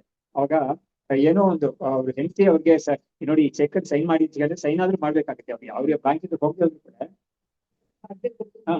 ಸೊ ಹಾಗಾಗಿ ಈ ಲೌಕಿಕ ಕರ್ಮ ಅಂದ್ರೆ ಸ್ವಲ್ಪ ಇದ್ದೇ ಇರುತ್ತೆ ಯಾರಿಗಾದ್ರೂ ಕೂಡ. ಆಮೇಲೆ ಬೇರೆ ಏನಿಲ್ಲ, ಒಂದು ಸ್ನಾನ ಶೌಚ ಅಂತಂದ್ರೆ ಕೂಡ ಇರ್ತಲ್ಲ, ಒಂದು ಅಡಿಗೆ ಮಾಡ್ಬೇಕು ಅಂತ ಇರುತ್ತೆ ಅದು. ಹಾಗಾಗಿ ಇವಾಗ ಅಡಿಗೆ ಮಾಡ್ಬೇಕು ಅಂತ ಹೇಳಿದ್ರೆ ಅದಕ್ಕೆ ಸೌದೆ ತರಬೇಕು ಅಥವಾ ಏನೋ ತರಬೇಕು ಅದೆಲ್ಲ ಇರ್ತಲ್ಲ, ಅದೆಲ್ಲ ಲೌಕಿಕ ಕರ್ಮ ಸೇರುತ್ತೆ. ಅದೆಲ್ಲ ವೈದಿಕ ಕರ್ಮ ಸೇರೋದಿಲ್ಲ. ಹಾಗಾಗಿ ವೈದಿಕ ಕರ್ಮ ಲೌಕಿಕ ಕರ್ಮ ಸ್ವಲ್ಪ ಆದ್ರೂ ಇದ್ದೇ ಇರುತ್ತೆ ಅದು. ಹಾಗಾಗಿ ಉಪನಿಷತ್ತು ಏನ್ ಹೇಳುತ್ತೆ ಅಂತ ಹೇಳಿದ್ರೆ, ವಿಜ್ಞಾನಂ ಯಜ್ಞಂ ತನುತೆ ಕರ್ಮಾಣಿ ತನುತೆ ಪಿಚ ಅಂತ ಹೇಳಿದ್ದಾರೆ. ಅವಾಗ ಶಂಕರಾಚಾರ್ಯರಲ್ಲಿ ಬರೀತಾರೆ, ಯಜ್ಞ ಅನ್ನೋದು ಶಾಸ್ತ್ರೀಯ ಕರ್ಮ, ಕರ್ಮಾಣಿ ಅಂತ ಇನ್ನೊಂದು ಹೇಳ್ತಲ್ಲ, ಅದು ಲೌಕಿಕ ಕರ್ಮ ಅಂತ ಅವರು ಹೇಳಿದ್ದಾರೆ. ಸೊ ಲೌಕಿಕ ಕರ್ಮ ಇಲ್ಲದೆ ಯಾರು ಕೂಡ ಇರೋದಕ್ಕೆ ಆಗುದೇ ಇಲ್ಲ, ಒಂಚೂರು ಕೂಡ ಇರೋಕ್ಕೆ ಸಾಧ್ಯವೇ ಇಲ್ಲ. ಹೀಗಾಗಿ ಆ ಇದು ವಿಜ್ಞಾನಂ ಕರ್ತೃತ್ವೋಪಾಧಿ ಮನಃ ನೋಡಿ, ಅಂದ್ರೆ ವಿಜ್ಞಾನ ಕೋಶ ಅಂತ ಒಂದು ಮನಸ್ಸು ಅನ್ನೋದದ್ದು, ಆಮೇಲೆ ಪ್ರಾಣಾದಯೋ ಅಖಿಲಾಹ, ಎಲ್ಲಾ ಪ್ರಾಣಗಳು ಆಮೇಲೆ ಇಂದ್ರಿಯಗಳು ಎಲ್ಲವೂ ಕೂಡ ಬಹಿಹಿ ಸಮಾರೋಪ್ಯಾಹ, ಅಂದ್ರೆ ಏನಾಯ್ತು, ಸರ್ವಂ ಆರೋಪಿತಂ ಚಿತಿ, ಇದೆಲ್ಲವೂ ಕೂಡ ಈ 5 ಕೋಶಗಳು ಕೂಡ ಆತ್ಮ ಅಂತ ಒಂದಿದೆಯಲ್ಲ ಅದ್ರ ಮೇಲೆ ಆರೋಪಿತವಾಗಿದೆ ಅಂತ ಹೇಳ್ತಾ ಇದ್ದಾರೆ. ಹಾಗಾಗಿ ಈ ಹೋದ್ರ ಮೇಲೆ ಲೇಯರ್ ಆಗಿದೆ ಅಂತ. ಅದಕ್ಕೆ ಇವ್ರು ಏನ್ ಮಾಡಿದ್ರು, ವಿಜ್ಞಾನಮಯ ಕೋಶ ತುಂಬಾ ಹತ್ರ ಇದೆ ಆತ್ಮನಿಗೆ, ಅದ್ರ ಮೇಲೆ ಈ ಮನಸ್ಸು ಅನ್ನೋದು, ಅದ್ರ ಮೇಲೆ ಪ್ರಾಣ ಅದು ಇಂದ್ರಿಯಗಳು ಇದೆಲ್ಲ, ಆಮೇಲೆ ಸ್ಥೂಲ ದೇಹ. ಹಾಗಾಗಿ ಒಂದ್ರ ಮೇಲೆ ಹೇಳ್ಬಿಟ್ಟು ಅದು ಒಂದು ಲೇಯರ್ ಆಗಿ ಇದ್ರ ಮೇಲೆ ಆರೋಪಿತವಾಗಿದೆ ಇದು ಆತ್ಮನ ಮೇಲೆ ಅಂತ ಹೇಳಿ ಮುಂದಕ್ಕೆ ಇತ್ಯಾದಿನ ಸರ್ವಶಬ್ದಸ್ಯ ಅರ್ಥಃ ಉದಾಹೃತಃ ಪ್ರತ್ಯಕ್ಷ ವಸ್ತುನಿ ಅಭ್ಯಾಸೆ ಸತಿ ಇದಮ್ಮಯತೆಯ ಭವೇತ್ ಅಂತ. ಇವಾಗ ಇದೇನೆ ಈ ಒಂದು ಪಂಚಕೋಶಗಳನ್ನು ತನ್ನ ಮೇಲೆ ಸೇರಿಸ್ಕೊಂಡು ಯಾವ್ದು ಆತ್ಮ ಇದೆಯೋ ಅದೇನೆ ಇಂಥ ವಿಷಯಗಳೆಲ್ಲ ಆಗುತ್ತೆ, ಅದು ಮಾಡುತ್ತೆ ಅಂತ ಆ ಉಪನಿಷದಲ್ಲಿ ಬರುತ್ತೆ. ಅದು ಅವಾಗ ಅದು ಇದಂ ಅಂತ ಯಾವ್ದಿದೆಯೋ ಅದೇ ಆಗಿದೆ, ಅದು ಅಂತ ಯಾವ್ದೇ ಆಗಿದೆಯೋ ಅದು ಕೂಡ ಆತ್ಮವೇ ಆಗಿದೆ ಅಂತ ಹೇಳ್ತಾ ಇದ್ರು. ಇದಮಯ ಅಧೋಮಯ ಅಂತ ಹೇಳ್ತಾ ಇದ್ರು. ಹಾಗಾಗಿ ಪರೋಕ್ಷ ವಸ್ತುನಿ ಪ್ರತ್ಯಕ್ಷ ವಸ್ತುನಿ ಅಧ್ಯಾಸೆ ಸತಿ ಇದಮಯತೆಯ ಭವೇತದು. ನೋಡಿ, ಪ್ರತ್ಯಕ್ಷ ವಸ್ತು ಯಾವ್ದಂದ್ರೆ ನಮ್ಗೆ ಕಣ್ಣು ಕಾಣಿಸೋ ವಸ್ತು, ಅದನ್ನ ಇದಮ್ ಅಂತ ಹೇಳ್ತೀವಿ ನಾವು. ಸ್ವಲ್ಪ ದೂರದಲ್ಲಿ ನಮ್ಗೆ ಕಣ್ಣು ಕಾಣಿಸದೇ ಇರೋದು ಅದು ಅಂತ ಹೇಳ್ತೀವಿ ನಾವು. ಹಾಗಾಗಿ ಈ ತರ ಎರಡು ಕೂಡ ನಮ್ಮ ಶರೀರದಲ್ಲಿ ಇದೆ. ಅದು ಪ್ರತ್ಯಕ್ಷ ವಸ್ತು ಇದೆ, ಪರೋಕ್ಷ ವಸ್ತು ಇದೆ. ಅದು ಇವಾಗ ಪ್ರತ್ಯಕ್ಷ ವಸ್ತು ನಮ್ಗೆ ಶರೀರ ಅದೆಲ್ಲ ಇದೆ, ಆಮೇಲೆ ಹೊರಗಡೆ ಇರೋ ವಸ್ತುಗಳೆಲ್ಲ ಪ್ರತ್ಯಕ್ಷ ವಸ್ತು. ಆದ್ರೆ ಪರೋಕ್ಷ ವಸ್ತು ಯಾವುದು, ನಮಗೆ ಮನಸ್ಸು ಇದೆಲ್ಲ ಇದೆಯಲ್ಲ, ಅದು ನಿಮಗೆ ಪರೋಕ್ಷವಾಗಿದೆ, ನಮ್ಗೆ ಇಂದ್ರಿಯಕ್ಕೆ ಸಿಗದೇ ಇರೋ ವಸ್ತುಗಳು ಅದನ್ನ. ಸೊ ಹೀಗಾಗಿ ಎಲ್ಲರಿಗೂ ಕೂಡ ಈ ಆತ್ಮನೇ ಆಗಿದೆ ಅಂತ ಹೇಳ್ತಾರೆ. ಹಾಗೆ ಹೇಳಿ ಅದೇನ್ ಮಾಡುತ್ತೆ ಉಪನಿಷತ್ತು, ಈ ಆತ್ಮ ಅನ್ನೋದಿದೆಯಲ್ಲ ಬ್ರಹ್ಮ, ಅದೇ ಬ್ರಹ್ಮ ಅಂತ ಮುಂಚೆನೆ ಹೇಳ್ಬಿಡ್ತಾರೆ, ಅದು ಸರ್ವಮಯವಾಗಿದೆ ಅಂತ ಹೇಳ್ತಾರೆ. ಎಲ್ಲವಾಗೂ ಅದೇ ಇರೋದು ಅಂತ. ಯಾಕಂದ್ರೆ ಅದನ್ನ ಬಿಟ್ಟು ಬೇರೆ ಯಾವ್ದು ಇಲ್ವೇ ಇಲ್ಲ. ಕೃಷ್ಣ ಕೂಡ ಹೇಳ್ತಾನೆ, ನನ್ನ ಬಿಟ್ಟು ಬೇರೆ ಯಾವ್ದು ಇಲ್ವೇ ಇಲ್ಲ ಈ ಕ್ರಿಯೇಷನ್ ಅಲ್ಲಿ ಅಂತ ಹೇಳ್ತಾನೆ. ಹಾಗಾಗಿ ಆ ಆತ್ಮನ ಬಿಟ್ಟು ಬೇರೆ ಯಾವ್ದು ಇಲ್ವೇ ಇಲ್ಲ. ಅದರಲ್ಲಿ ಒಳಗಡೆ ಕ್ಯಾಟಗರೀಸ್ ಈ ತರ ಇರುತ್ತೆ ಹೊತ್ತು, ಎಲ್ಲವೂ ಕೂಡ ನಿಜವಾಗ್ಲೂ ಕೊನೆಯಲ್ಲಿ ನಾವು ನೋಡಿದ್ರೆ ಆತ್ಮನೇ ಆಗುತ್ತೆ. ಆತ್ಮ ಬಿಟ್ಟು ಬೇರೆ ಒಂದು ವಸ್ತು ಯಾವ್ದು ಇಲ್ವೇ ಇಲ್ಲ, ಅದೇ ಎಲ್ಲವೂ ಆಗಿರೋದು ಅಂತ ಆ ಉಪನಿಷತ್ತೆ ಹೇಳುತ್ತೆ. ಅದನ್ನ ಇದಮಯತ್ವ ವಿಸ್ಪಷ್ಟಂ ಐಹಿಕತ್ವಾತ್ ಉಪೇಕ್ಷೆಯತ್ ಅಧೋಮಯತ್ವಂ ವ್ಯಾಚಷ್ಟೇ ಯಥಾಕಾರಿ ಇತಿ ವಾಕ್ಯತಃ. ಹಾಗಾದ್ರೆ ಅದೇನ್ ಹೇಳ್ತೆ ಅಂದ್ರೆ, ಅವನು ಎಂತ ಒಂದು ಕರ್ಮವನ್ನು ಮಾಡ್ತಾನೋ ಅದೇ ತರ ಅವನಿಗೆ ಫಲಗಳು ಸಿಗ್ತದೆ ಅದು ಅಂತ ಹೇಳಿದ್ರು. ಕಾರಣಂ ನಿತ್ಯ ಕರ್ಮ ಸ್ಯಾತ್ ಕಾಮ್ಯಂತು ಚರಣಂ ಭವೇತ್ ಕರ್ಮವಾ ಕರಣೇ ಶಕ್ತಿ ಚರಣಂ ಪ್ರತಿಯಾತ್ಮಕಂ. ಏನ್ ಹೇಳ್ತಾ ಅಂದ್ರೆ, ಕರ್ಣಂ ನಿತ್ಯ ಕರ್ಮ ಸ್ಯಾತ್. ನೋಡಿ, ಅದು ಕರ್ಣಂ ಚರಣಂ ಅಂತ 2 ಶಬ್ದ ಉಪಯೋಗಿಸ್ತಿದ್ರು. ಆ ಕರ್ಣಂ ಅಂದ್ರೆ ಏನರ್ಥ ಅಂತ ಹೇಳಿದ್ರೆ, ನಿತ್ಯ ಕರ್ಮ ಅಂತ ಯಾವ್ದಿದೆ ಅದು, ಕರ್ಣಂ ಅಂತ ಹೇಳಿದ್ರೆ ಕಾಮ್ಯ ಕರ್ಮ ಅಂತ ಹೇಳ್ತಾ ಇದೆ. ಅದು ಒಂದು ಟೆಕ್ನಿಕಲ್ ರೀಸನ್ ಇಟ್ಕೊಂಡಿದೆ, ಅದರಿಂದ ಅದು 2 ಶಬ್ದಕ್ಕೂ ಈ ತರ ಅರ್ಥ ಕೊಡ್ತಾ ಇದೆ. ಅಥವಾ ಇನ್ನೊಂದು ಹೇಳ್ಬೋದು ಅದಕ್ಕೆ ಬೇರೆ ಅರ್ಥ, ಕರ್ಮವಾ ಕರ್ಣೇ ಶಕ್ತಿ ಅಂದ್ರೆ ಏನಾಯ್ತು, ಕರ್ಮ ಅನ್ನೋದು ಈ ಕರ್ಮವನ್ನು ಮಾಡೋದ್ರಲ್ಲಿ ಒಂದು ಶಕ್ತಿ ಇದೆಯಲ್ಲ, ಅದಕ್ಕೆ ಕರ್ಣ ಅನ್ನೋದು. ಚರಣ ಅನ್ನೋದು ಏನು ಅಂತ ಹೇಳಿದ್ರೆ ಇದು ನಮ್ಮ ಅಂತಃಕರಣದಲ್ಲಿ ನೋಡಿ, ಇವಾಗ ಕರ್ಮ ನೋಡಿ, ಒಂದು ಕೆಲಸ ಮಾಡ್ಬೇಕು ಅಂದ್ರೆ ಇವಾಗ ನೋಡಿ, ನಾನು ಇವಾಗ ಆಚೆ ಹೋಗ್ತೀನಿ ಅಂತ ನಾನು ಮನಸ್ಸಲ್ಲಿ ಸಂಕಲ್ಪ ಮಾಡ್ಕೊಳ್ತೀನಿ, ಅಲ್ಲಿ ಹೋಗೋಣ, ಮಾರ್ಕೆಟ್ ಹೋಗೋಣ ಅಂತ ಮಾಡ್ಕೊಳ್ತೀನಿ. ಅದು ಶರಣಂ ಅಂತ ಶಬ್ದ ಅಂತ. ಅದು ನಾನು ಆಕ್ಚುಲ್ ಆಗಿ ಹೋಗ್ತೀನಲ್ಲ, ಅದು ಕರ್ಣಂ ಅಂತ. ಹಾಗಾಗಿ ಚರಣಂ ಅನ್ನೋದು ಪೊಟೆನ್ಶಿಯಲ್ ಆಗಿ ನಾನು ಹೋದರೆ ಅಂತ ನಾವು ಸಂಕಲ್ಪ ಮಾಡ್ಕೊಳ್ತೀವಿ. ಅದು ಇನ್ನ ಎಕ್ಸಿಕ್ಯೂಟ್ ಮಾಡಿಲ್ಲ, ಎಕ್ಸಿಕ್ಯೂಟ್ ಮಾಡಿದಾಗ ಏನಾಗುತ್ತೆ, ಅದಕ್ಕೆ ಕರ್ಣ ಅಂತ ಬರುತ್ತೆ. ಎಕ್ಸಿಕ್ಯೂಟ್ ಮಾಡಕ್ ಮುಂಚೆ ಸಂಕಲ್ಪ ಸ್ಥಿತಿಲೇ ಇದ್ದಾಗ ಅದಕ್ಕೆ ಶರಣಂ ಅಂತ ಹೆಸರು ಬರುತ್ತೆ ಅಂತ ಇನ್ನೊಂದು ಅರ್ಥ ಕೊಟ್ಟು. ಇವಾಗ ಋತಂ ಸತ್ಯಂ ಅಂತ 2 ಶಬ್ದ ಇದೆ. ಅದಕ್ಕೆ ಯಾವ ತರ ಅರ್ಥ ಮಾಡ್ತಾರೆ ಅಂದ್ರೆ, ಎರಡಕ್ಕೂ ಕೂಡ ಒಂದೇ ಅರ್ಥನೇ. ಟ್ರೂತ್ ಅಂತ ಯಾವ್ದಿದೆಯೋ, ರಿಯಲ್ ಅಂತ ಟ್ರೂತ್ ಅಂತ ಹೇಳ್ತೀವಲ್ಲ, ಅದೇ ಎರಡಕ್ಕೂ ಕೂಡ ಅರ್ಥ. ಆದ್ರೆ 2 ಶಬ್ದಗಳನ್ನ ಒಂದೇ ಕಡೆ ಹಾಕ್ಬಿಟ್ರೆ ಬಂದಿದ್ರೆ ಅವಾಗ ನಾವೇನು ಒಂದೇ ಅರ್ಥ ಹೇಳಕ್ ಬರೋದಿಲ್ಲ, ಅವಾಗ ಬೇರೆ ಬೇರೆ ಅರ್ಥ ಹೇಳ್ಬೇಕಾಗಿದೆ. ಅದಕ್ಕೆ ಯಾವ ತರ ವ್ಯವಸ್ಥೆ ಮಾಡಿದ್ದಾರೆ ಅಂತ ಹೇಳಿದ್ರೆ, ಋತಂ ಅಂದ್ರೆ ನಾನು ಏನ್ ಮಾತಾಡ್ಬೇಕು ಅಂತ ಮನಸ್ಸಲ್ಲಿ ಅನ್ಕೊಂಡಿದ್ದೀನಲ್ಲ, ಅದು ಋತಂ. ಅದು ಬಾಯ್ ಬಿಟ್ಟು ಮಾತಾಡ್ಬಿಟ್ರೆ ಅದು ಸತ್ಯಂ ಅಂತ ಆಗುತ್ತೆ. ಹಾಗಾಗಿ ಈ ತರ 2 ಹಾಗಾಗಿ ಋತಂ ಸತ್ಯಂ ಅಂತ ಹೇಳುವಾಗ ಋತಂ ಅಂತ ಮನಸ್ಸಲ್ಲೇ ಇದ್ರೆ ಋತಂ ಅಂತ, ಅದ್ರ ಬಾಯಿಂದ ಅದು ಶಬ್ದವಾಗಿ ಹೊರಗಡೆ ಹೇಳ್ಬಿಟ್ರೆ ಅದು ಸತ್ಯಂ ಅಂತ ಆಗುತ್ತೆ ಅಂತ ಈ ತರ 2ಕ್ಕೂ ವ್ಯತ್ಯಾಸ ಹೇಳಿದ್ದಾರೆ. ಆದ್ರೆ ಬೇರೆ ಬೇರೆ ಕಡೆ 2 ಶಬ್ದಗಳನ್ನು ಉಪಯೋಗಿಸಿದ್ರೆ ಅವಾಗ ನಾವು ಒಂದೇ ಅರ್ಥನೇ ನಾವು ಹೇಳ್ಬೇಕಾಗಿದೆ. ಒಂದೇ ಕಡೆ ಹೇಳಿದಾಗ ಮಾತ್ರ ನಮ್ಗೆ ಡಿಫರೆಂಟ್ ಮೀನಿಂಗ್ಸ್ ಹೇಳ್ಬೇಕಾಗಿದೆ. ಅವಾಗ ಈ ತರ ಡಿಫರೆನ್ಸ್ ಅದನ್ನ ಅದೇ ಹೌದು, ಕರೆಕ್ಟ್. ಸೊ ಹೀಗೆ ಕರಣಂ ನಿತ್ಯ ಕರ್ಮ ಸ್ಯಾತ್. ಇವಾಗ ವಾಸನಾ ಕರ್ಮ ವಿದ್ಯಾಚ ತ್ರಯಂ ಜನ್ಮ ಪ್ರಯೋಜಕಂ ಉಕ್ತಂ ತತ್ರ ಪ್ರಧಾನತ್ವಂ ಕರ್ಮಣಃ ಶ್ರೂಯತೆ ಪುನಃ. ಇವಾಗ ಈ ವಾಸನ ನಾವು ಮುಂದೆ ಹೇಳಿದ್ವಲ್ಲ, ಏನು ತಮ್ ವಿದ್ಯಾಕರ್ಮಣಿ ಸಮನ್ವಾರ ಭೇದೆ ಪೂರ್ವ ಪ್ರಜ್ಞಾಚ ಅಂತ. ಅವಾಗ ಏನಾಯ್ತು, ಅವನು ವಿದ್ಯಾ ಅಂತ ಹೇಳಿದ್ರೆ ಅವ್ನು ಏನೇನು ಕಲ್ತಿದ್ದಾನ ಒಂದು, ಆಮೇಲೆ ಏನೇನು ಉಪಾಸನೆ ಮಾಡಿದಾನೆ, ಕಲ್ತಿದ್ದಾನೆ ಜೊತೆಗೆ ಉಪಾಸನೆ ಮಾಡಿದ್ದು ಅದು ಸೇರುತ್ತೆ ಅದಕ್ಕೆ. ಯಾಕಂದ್ರೆ ಆ ಒಂದು ವಿದ್ಯೆಯನ್ನ ಅವನು ತನ್ನದಾಗಿ ಮಾಡ್ಕೋಬೇಕು ಅಂತ ಹೇಳಿದ್ರೆ ಅದಕ್ಕೆ ಸ್ವಲ್ಪ ಅಭ್ಯಾಸ ಮಾಡ್ಬೇಕು. ಇವಾಗ ನೋಡಿ, ಮೊದಲನೇ ದಿವಸ ಒಂದು ಮ್ಯೂಸಿಕ್ ಕ್ಲಾಸ್ ಅಂತ ನಾವು ಇಟ್ಕೊಂಡ್ರೆ ಮೊದಲನೇ ದಿವಸ ಒಂದ್ 2-3 ದಿವಸ ಹೇಳ್ಕೊಡ್ತಾರೆ. ಆಮೇಲೆ ಏನ್ ಮಾಡ್ತಾನೆ, ಅವನು ಅಭ್ಯಾಸ ಮಾಡಿ ತನ್ನದಾಗಿ ಮಾಡ್ಕೊಂಡ್ಬಿಡ್ತಾನೆ ಅವನು. ಅವಾಗ ಅವನು ಎದುರುಗಡೆ ಟೀಚರ್ ಹಿಂದೆ ಒಂದು ಕೂಡ ಇವನಿಗೆ ಹಾಡಕ್ ಬರುತ್ತೆ ಅದನ್ನ. ಹಾಗಾಗಿ ಅದನ್ನ ಹಾಡಕ್ ಬರ್ಬೇಕು ಅಂತ ಹೇಳಿದ್ರೆ ಅವನು ಅಭ್ಯಾಸ ಮಾಡ್ಬೇಕು. ಮಾಡಿದಾಗ ಅವನಿಗೆ ಆ ವಿದ್ಯೆ ಅವನದೇ ಆಗುತ್ತೆ. ಅವಾಗ ಆ ವಿದ್ಯೆ ಅವನ ಜೊತೆಗೆ ಬರುತ್ತೆ ಅಂತ ಹೇಳ್ತಾ ಇದೆ. ಆಮೇಲೆ ಅವ್ನು ಮಾಡಿದ ಕರ್ಮ ಮತ್ತು ಪೂರ್ವ ಪ್ರಜ್ಞಾ, ಅವನಿಗೆ ಹಿಂದೆ ಮಾಡಿದ ಕರ್ಮಗಳಿಂದ ಅನುಭವಿಸಿದ ವಿಷಯಗಳಿದ್ದಲ್ಲ, ಏನು ಒಂದು ವಾಸನ ಅಂತ ಇರುತ್ತೋ ನೋಡಿ. ಈ ವಾಸನ ಅನ್ನೋದು ಅನುಭವಿಸಿದಿಂದ ಬರುತ್ತೆ. ಅದು ಅದಕ್ಕೆ ಸಾಮಾನ್ಯವಾಗಿ ಉದಾಹರಣೆ ಕೊಡೋದು ಏನು ಹೇಳಿದ್ರೆ, ಒಂದು ಸಿಹಿ ಪದಾರ್ಥ ಅದನ್ನ ಇವನು ತಿಂದಾಗ ಅವನಿಗೆ 2 ವಿಷಯಗಳಾಗುತ್ತೆ. ಒಂದು, ಸಿಹಿ ಪದಾರ್ಥ ಬಾಯಿಗೆ ಹಾಕೊಂಡಿದ್ದಿಂದ ಅವ್ರಿಗೆ ಆನಂದ, ಸಂತೋಷ ಬರ್ತದೆ, ಚೆನ್ನಾಗಿದೆಯಪ್ಪ ಇದು ರುಚಿ ಚೆನ್ನಾಗಿದೆ ಅಂತ ಅವ್ನಿಗೆ ತೃಪ್ತಿ ಅಂತ ಬರ್ತದೆ. ಇನ್ನೊಂದು ವಿಷಯ ಅವ್ನ ಕಣ್ಣು ಕಾಣಿಸ್ದೇನೆ ಏನಾಗುತ್ತೆ ಅಂತ ಹೇಳಿದ್ರೆ, ಈ ಸಿಹಿಯಾಗಿ ಚೆನ್ನಾಗಿದೆ ಅಂತ ಅನ್ಕೊಂಡ್ಬಿಟ್ನೋ ಇಲ್ವೋ, ಅವಾಗ ಅವ್ನು ಹೇಳ್ಕೊಳ್ತೇನೆ ಅವ್ನಿಗೆ ಏನಾಗುತ್ತೆ ಅಂತ ಹೇಳಿದ್ರೆ, ಮುಂದಿನ ಸತಿ ಇದೇ ತರ ಒಂದು ಸ್ವೀಟ್ ಸಿಗಿದ್ರೆ ನಾವು ತಿನ್ಬೇಕದನ್ನ, ಅಥವಾ ಈ ಸ್ವೀಟ್ ನ ನಾವು ಯಾವ ಕೈಲಾದ್ರೂ ನಾವು ತರ್ಸ್ಕೊಂಡು ತಿನ್ನೋಣ ನಾವು, ಆತರ ಒಂದು ಅದಕ್ಕೆ ವಾಸನ ಅಂತ ಹೇಳೋದು. ಸೊ ಅದಕ್ಕೊಂದು ಟೆಂಡೆನ್ಸಿ ಅನ್ನೋದು ಒಳಗಡೆ ರಿಜಿಸ್ಟರ್ ಆಗುತ್ತೆ. ಸೊ ಇದಕ್ಕೆ ಎಷ್ಟು ಸಲ ಹೇಳಿದ್ದಾರೆ ಅಂದ್ರೆ ಇದು ಯಾವ ತರ ನಮ್ಗೆ ಗೊತ್ತಾಗುತ್ತೆ ಅಂತ ಮೆಕ್ಯಾನಿಸಮ್ ನಮ್ಗೆ ತಿಳಿಸಕ್ಕಾಗಿ ಇದಕ್ಕೆ ಹೇಳಿದ್ದಾರೆ.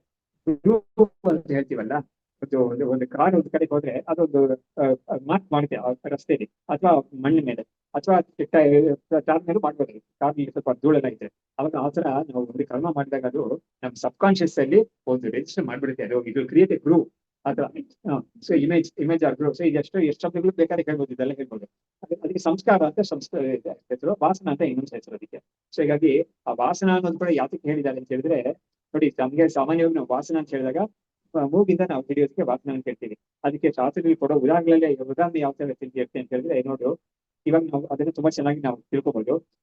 ಮಲ್ಲಿಗೆ ಹೂವ ಅದನ್ನ ಡಬ್ಬಿ ಇಟ್ಬಿಟ್ಟು ನಾವು ಫ್ರಿಡ್ಜಲ್ಲಿ ಇಟ್ಟಿರ್ತೀವಿ, ಅಥವಾ ಫ್ರಿಡ್ಜಲ್ಲಿ ಇಡದೇನೆ ಇವತ್ತು ರಾತ್ರಿ ತಗೊಂಡ್ಬಂದಿದ್ದೀವಿ, ನಾಳೆ ಬೆಳಿಗ್ಗೆ ದೇವ್ರಿಗೆ ಹಾಕೋಣ ನಾವು ಇಟ್ಟಿರ್ತೀವಿ. ಡಬ್ಬಿಲೋ ಅಥವಾ ಒಂದು ಬಾಸ್ಕೆಟ್ ಅಲ್ಲೂ ಇಟ್ಟಿರ್ತೀವಿ, ನಾವು ಕವರ್ಲೋ ಇಟ್ಟಿರ್ತೀವಿ ನಾವು. ಅದನ್ನ ತೆಗೆದು ನಾವು ಹಾಕಿದ್ಮೇಲೆ ಕೂಡ ಸ್ವಲ್ಪ ಹೊತ್ತಿಗೆ ಈ ಕವರಲ್ಲಿ ಆ ವಾಸನೆ ಇರ್ತಾನೆ ಇರ್ತಲ್ವಾ, ಆ ತರ ವಾಸನೆ ಅನ್ನೋದು ಅದೇ ತರನೇ. ಅದು ಯಾವುದೇ ವಿಷಯಕ್ಕೂ ಬರುತ್ತೆ. ಅದು ನೀನು ಹಲಸಿನಲ್ಲಿಡು ಅಥವಾ ಬೇರೆ ಏನಾದ್ರು ಎಲ್ಲದಕ್ಕೂ ಕೂಡ ಈ ವಾಸನೆ ಅನ್ನೋದು, ಸ್ಟ್ರಾಂಗ್ ಸ್ಮೆಲ್ ಅನ್ನೋದು ಯಾವ್ದ್ರಲ್ಲಿ ಹಾಕಿದೀವೋ ಅದಕ್ಕೆ ಇರುತ್ತೆ. ಅದು ಆ ವಸ್ತುವಲ್ಲಿ, ಅದು ಬಾಸ್ಕೆಟ್ ಆಗಿರ್ಬೋದು, ಪಾತ್ರೆ ಆಗಿರ್ಬೋದು. ಈಗ ಸುಭಾಷ್ ಎಲ್ಲ ಕೂಡ ಏನೋ ಮಾಡಿದ್ದಾರೆ, ಈ ಇದಿದೆ ಬೆಳ್ಳುಳ್ಳಿ ಇದೆಯಲ್ಲ, ಅದ್ರ ವಾಸನೆ ನಿನಗೆ ಎಷ್ಟು ತೊಳೆದ್ರು ಕೂಡ ವಾಸನೆ ಹೋಗೋದೇ ಇಲ್ಲ ಅಂತ ಹೇಳ್ಬಿಟ್ಟು, ಅದೇ ತರನೇ ನಿನ್ ಮನಸ್ಸಲ್ಲಿರೋ ವಾಸನ ಅದು ಎಷ್ಟು ಕ್ಲೀನ್ ಮಾಡಿದ್ರು ಕೂಡ ಅದು ಹೋಗೋದು ತುಂಬಾ ಕಷ್ಟ ಆದ್ರು ಅಂತ ಇದೆಲ್ಲ ಇದು ಹೋಲಿಕೆ ಕೊಟ್ಟು ಹೇಳಿದ್ದಾರೆ ಈ ತರ. ಹಾಗಾಗಿ ಈ ವಾಸನ ಅನ್ನೋದು ಆ ತರ ಹೊರಗಡೆ ಅದು ಕ್ರಿಯೇಟ್ ಮಾಡ್ಬಿಡುತ್ತೆ ಒಂದು ಗುರುವಾಗಿ. ಅದು ಏನಾಗುತ್ತೆ, ಸಂಸ್ಕಾರ ರೂಪೇಣ ನಮ್ಗೆ ಹೊರಗಡೆ ಇರೋದು, ಅದು ತಾನಾಗೆ ಹೊರಗಡೆ ಹೋಗಲ್ಲ, ಅದು ನಮ್ ಜೊತೆಗೆ ಬರ್ತಾ ಇರುತ್ತೆ. ಇನ್ನೊಂದು ಜನ್ಮದಲ್ಲಿ ನಮ್ಗೆ ಅದಕ್ಕೆ ಅದು ಅಭಿವ್ಯಕ್ತಿ ಆಗಕ್ಕೆ ಏನಾದ್ರು ಒಂದು ಕಂಡೀಷನ್ಸ್ ಫುಲ್ಫಿಲ್ ಆದಾಗ ಅವಾಗ ಅದು ಚಟ್ ಅಂತ ಹೊರಗಡೆ ಬಂದ್ಬಿಡುತ್ತೆ ಅದು ಅಂತ. ಸೊ ಹೀಗಾಗಿ ಅದರಿಂದಲೇ ನಾವು ಒಳ್ಳೆ ವಾಸನೆಗಳನ್ನ ನಾವು ಕಲ್ಟಿವೇಟ್ ಮಾಡ್ಕೊಟ್ರೆ ಇಟ್ ಕಮ್ ಟು ಹೆಲ್ಪ್. ಹಾಗಾಗಿ ಅದಕ್ಕೆ ಅದನ್ನ ಹೇಳೋದು, ನೀನು ಒಳ್ಳೆ ವಾಸನೆ ಕಲ್ಟಿವೇಟ್ ಮಾಡು. ಅವಾಗ ಏನ್ ಮಾಡ್ಬೇಕಾಗುತ್ತೆ, ಒಳ್ಳೆ ವಾಸನೆ ಒಳ್ಳೆ ವಿಷಯಗಳನ್ನ ಅನುಭವಕ್ಕೆ ತಂದ್ಕೊ ನೀನು, ಅಥವಾ ಒಳ್ಳೆ ವಿಷಯಗಳನ್ನ ಅಭ್ಯಾಸ ಮಾಡು ಅಂತ. ಅವಾಗ ಏನಾಗುತ್ತೆ, ಅದು ವೆರಿ ಡೀಪ್ ಇದು ಇಂಪ್ರೆಷನ್ ಅಂತ. ಸೊ ಈ ಇಂಪ್ರೆಷನ್ ನಮ್ಗೆ ಒಳಗಡೆ ಇರುತ್ತೆ. ಅದನ್ನ ನಾವು ಯಾವ ಸಮಯಕ್ಕೆ ಬೇಕಾದ್ರೆ ನಾವು ಅದನ್ನ ಒಳ್ಳೆ ಯೂಸ್ಗೆ ನಾವು ಪಡ್ಕೊಳಕ್ಕೆ ಅನುಕೂಲವಾಗಿರುತ್ತೆ ಅಂತ. ಸೊ ಈ ತರ ಒಂದು ಇರೋದು ಒಬ್ಬನಿಗೆ ಹೊರಗಡೆ ಇದ್ರೆ ಅದು ಸಂಸ್ಕಾರ ಅಂತ ಹೇಳ್ತಾರೆ. ಅದು ಅದರಿಂದನೇ ನೋಡಿ, ಒಬ್ರು ಇನ್ನೊಬ್ರಿಗೆ ಹೇಳ್ಕೊಡುವಾಗ ತುಂಬಾ ಬೇಗ ಕಲ್ತ್ಕೊಂಡ್ಬಿಡ್ತೀವಿ. ಹುಡುಗ ಬೇರೆ ಸಂಗೀತ ಆಗ್ಲಿ ಯಾವ್ದಾದ್ರು ಕಲ್ತ್ಕೊಡ್ತಾರೆ. ಅವಾಗ ಏನ್ ಹೇಳ್ತಾರೆ, ಅವ್ನಿಗೆ ಒಳ್ಳೆ ಸಂಸ್ಕಾರ ಇದೆ, ಅವ್ನಿಗೆ ಆ ಸಂಸ್ಕಾರ ಚೆನ್ನಾಗಿರೋದ್ರಿಂದ ಅವ್ನಿಗೆ ಇದು ಹೇಳ್ಕೊಟ್ಟ ತಕ್ಷಣ ಅವ್ನಿಗೆ ಅದನ್ನ ತಿಳ್ಕೊಳಕ್ ಆಗ್ತಾ ಇದೆ. ಇನ್ನೊಬ್ಬರಿಗೆ ಆ ಸಂಸ್ಕಾರ ಇಲ್ಲದೆ ಹೋದ್ರೆ ಅವ್ರಿಗೆ ತುಂಬಾ ಕಷ್ಟ ಆಗುತ್ತೆ ಅದನ್ನ ತಿಳ್ಕೊಳಕ್ಕೆ. ಆದ್ರಿಂದ ಈ ಸಂಸ್ಕಾರ ಇರೋರಿಗೆ ನೋಡಿ, ಅಲ್ಲೇ ಕೂಡ ಏನಾಗುತ್ತೆ, ಈ ಸಂಸ್ಕಾರ ಇರೋನ್ಗೆ ಸ್ವಲ್ಪ ಜಾಸ್ತಿ ವ್ಯಾಲ್ಯೂ ಇರುತ್ತೆ, ಮಾರ್ಕ್ಸ್ ಜಾಸ್ತಿ ಬರುತ್ತೆ, ಅವ್ನಿಗೆ ಒಳ್ಳೆ ವ್ಯಾಲ್ಯೂ ಇರುತ್ತೆ. ಅವ್ನಿಗೆ ಎಲ್ಲಾ ಕಡೆನೂ ಅವ್ನೇನೇ ಹೋಗಿ ಮಾತಾಡೋದು ಕಳಿಸ್ತಾರೆ. ಅದು ಇಲ್ಲದೆ ಇರೋನ್ಗೆ ಸ್ವಲ್ಪ ಕಡಿಮೆನೇ. ಅದು ಈ ಲೋಕದಲ್ಲಿ ಎಲ್ಲಾ ಕೂಡ ಇದೆ. ಅದು ಎಲ್ಲದನ್ನೂ ಅದೇ ನೋಡಿ, ಇವಾಗ BE ಪಾಸ್ ಮಾಡ್ಕೊಂಡು ಬಂದ ಅಂತ ಹೇಳಿದ್ರೆ ಅವ್ನಿಗೆ ಅಷ್ಟೊಂದು ವ್ಯಾಲ್ಯೂ ಇರಲ್ಲ. ಅವನೇ ಒಂದು 4 years ಸರ್ವಿಸ್ ಮಾಡ್ದ ಅಂತ ಹೇಳಿದ್ರೆ ಅವ್ನಿಗೆ ತುಂಬಾ ಒಳ್ಳೊಳ್ಳೆ ಕೆಲಸಗಳೆಲ್ಲ ಸಿಗುತ್ತೆ, ಒಳ್ಳೆ ಸಂಬಳ ಸಿಗುತ್ತೆ. ಯಾಕಂದ್ರೆ ಅವನು expose himself to so many situations. ಆದ್ರೂ ಒಂದು ಪಾಠ ಎಲ್ಲ ಕಲ್ಸಿದ ಅವ್ನ ಒಳಗಡೆ ಅದೆಲ್ಲ ಇದೆ, ಅದನ್ನ ನಾವು ಇನ್ನೊಂದ್ ಕಡೆ ಯೂಸ್ ಮಾಡಕ್ ನಮ್ಗೆ ಆಗುತ್ತೆ. ಸೊ ಈ ಸಂಸ್ಕಾರ ಅನ್ನೋದು ಲೋಕದಲ್ಲಿ ಯೂಸ್ ಆಗುತ್ತೆ, ಶಾಸ್ತ್ರದಲ್ಲೂ ತುಂಬಾ ಯೂಸ್ ಆಗುತ್ತೆ ಅದು. ಹಾಗಾಗಿ ಒಂದು ಸ್ಪಿರಿಚುವಲ್ ಅಪ್ಲಿಫ್ಟ್ಮೆಂಟ್ ಅಲ್ಲಿ ತುಂಬಾ ಯೂಸ್ ಆಗುತ್ತೆ ಅಂತ ಹೇಳ್ಬಿಟ್ಟು ಅದನ್ನ ಈ ತರ ಒಂದು ಮಾಡಿದ್ದಾರೆ. ಇದಕ್ಕೆ ತುಂಬಾ ಕಲ್ಚರ್, ಮೈಂಡ್ ಕಲ್ಚರ್ ಅಂತ ಹೇಳ್ತಾರಲ್ಲ, ಕಲ್ಟಿವೇಟಿಂಗ್ ದ ಮೈಂಡ್ ಅನ್ನೋದು ಅಷ್ಟು ಸುಲಭವಾದ ವಿಷಯ ಅಲ್ಲ, but it is so essential ಅನ್ನೋದನ್ನ ನಾವು ಇಂತಹ ವಿಷಯಗಳಿಂದ ನಾವು ನೋಡ್ತೀವಿ. ಸೊ ಹೀಗೆ ವಾಸನಾ ಕರ್ಮ ವಿದ್ಯಾಚ ತ್ರಯಂ ಜನ್ಮ ಪ್ರಯೋಜಕಂ ಉಕ್ತಂ ತತ್ರ ಪ್ರಧಾನತ್ವಂ ಕರ್ಮಣಃ ಶ್ರೂಯತೆ ಪುನಃ.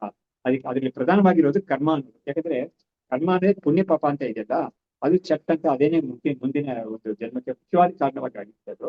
ಬಾಕಿ ಇದೆಲ್ಲ ಸಬ್ಸಿಡಿ ಕಾರಣವಾಗಿರುತ್ತೆ. ಅದು ಮುಖ್ಯವಾಗಿ ಕರ್ಮ ಯಾವ್ದು ಅಂತ ಹೇಳಿದ್ರೆ, ಇದು ಕಾರಣ ಯಾವ್ದು ಅಂತ ಹೇಳಿದ್ರೆ ಈ ಕರ್ಮ ಅನ್ನೋದು ಅಂತ.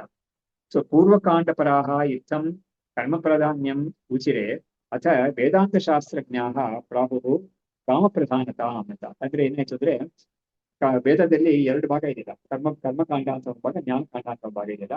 ಈ ಕರ್ಮಕಾಂಡದಲ್ಲಿ ವಿಷಯದಲ್ಲಿ ಯಾರು ಪರಿಣಿತರಾಗಿದ್ದಾರೋ ಅವ್ರು ಏನ್ ಹೇಳ್ತಾರೆ, ನೋಡು ನೀನ್ ಮುಂದಿನ ಜನ್ಮಕ್ಕೆ ನಿಮಗೆ ಕರ್ಮನೇ ಕಾರಣವಾಗುತ್ತೆ, ಅದೇ ನಿಮ್ಗೆ ಬೇಕಾಗಿರೋ ಜನ್ಮ ಕೊಡುತ್ತೆ ಅಂತ.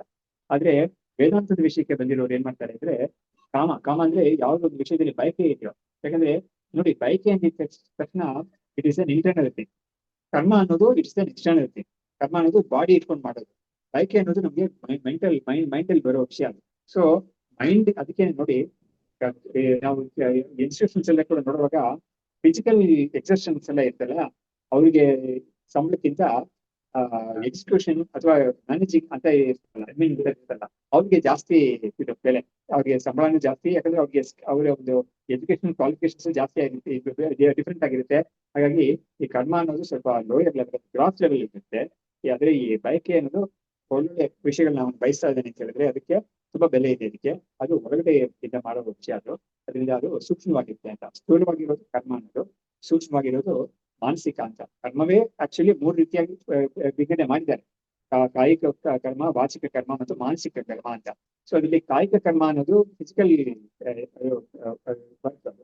ಹಾಗಾಗಿ ಮೈ ಬಗ್ಗೆ ಕೆಲಸ ಮಾಡೋದು ಅಂತ ಹೇಳ್ತಾರಲ್ಲ, ಅದು ಕಾಯಿಕ ಕರ್ಮ ಅನ್ನೋದು. ಆದ್ರೆ ಮಾನಸಿಕ ಕರ್ಮ ಅನ್ನೋದು ಒಳಗಡೆನೆ ಅದು ಪ್ಲಾನಿಂಗ್ ಇದೆಲ್ಲ ಇರ್ತದ.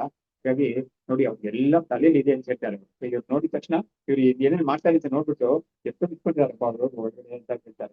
ಹಾಗಾಗಿ ಅವ್ರಿಗೆ ತುಂಬಾ ವ್ಯಾಲ್ಯೂ ಜಾಸ್ತಿ ಇರುತ್ತೆ ಅದಕ್ಕೆ. ನೋಡಿ, ಈ ಜಪ ಅನ್ನೋ ವಿಷಯದಲ್ಲಿ ಕೂಡ, ಜಪ ಇದೆಯಲ್ಲ, ಆ ಜಪದಲ್ಲಿ ಕೂಡ ಮೂರು ಒಂದು ಜೋರಾಗಿ ಹೇಳೋದು, ಅದೇ ಬಾಕಿಯವರು ಕೇಳಿಸೋ ತರ ಹೇಳೋದು.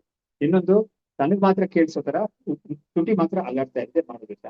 ಈ ಮೂರನೇದು ಮನಸ್ಸಲ್ಲೇ ಜಪ ಮಾಡೋದು ಅಂತ. ಈ ಮೂರರಲ್ಲಿ ಮನಸ್ಸಲ್ಲೇ ಮಾಡೋದಿದೆಯಲ್ಲ, ಅದಕ್ಕೆ ತುಂಬಾ ಫಲ ಜಾಸ್ತಿ, ಹೆಚ್ಚು ಫಲ ಅದಕ್ಕೆ. ಯಾಕಂದ್ರೆ ನೋಡಿ, ಯಾವಾಗ್ಲೂ ಕೂಡ ಹೆಚ್ಚು ಫಲ ಅಂತ ಹೇಳಿದಾಗ ಆ ವಿಷಯ ಬಂದ್ಬಿಟ್ಟು ಇಟ್ಸ್ ನಾಟ್ ಈಸಿಲಿ ಗಾಟ್. ಅದಕ್ಕೆ ಬ್ಯಾಕ್ ಗ್ರೌಂಡ್ ಅಲ್ಲಿ ತುಂಬಾ ಇದಿರುತ್ತೆ, ಶ್ರಮ ಇದ್ದಿರುತ್ತೆ ಅದಕ್ಕೆ. ಹಾಗಾಗಿ ಒಬ್ಬನಿಗೆ ಈ ಜಪವನ್ನ ಅವನಿಗೆ ಫೋಕಸ್ ಮೈಂಡ್ ಕೊಂಡು ಅವನು ಹೊರಗಡೆನೆ ಮಾಡ್ಬೇಕು ಅಂತ ಹೇಳಿದ್ರೆ ಅವನಿಗೆ ತುಂಬಾ ಅದಕ್ಕೆ ಶ್ರಮ ಪಟ್ಟಿದ್ದಾನೆ ನಮ್ಗೆ. ಅದರಿಂದ ಅದಕ್ಕೆ ಒಂದು ಫಲ ಜಾಸ್ತಿ ಅದಕ್ಕೆ.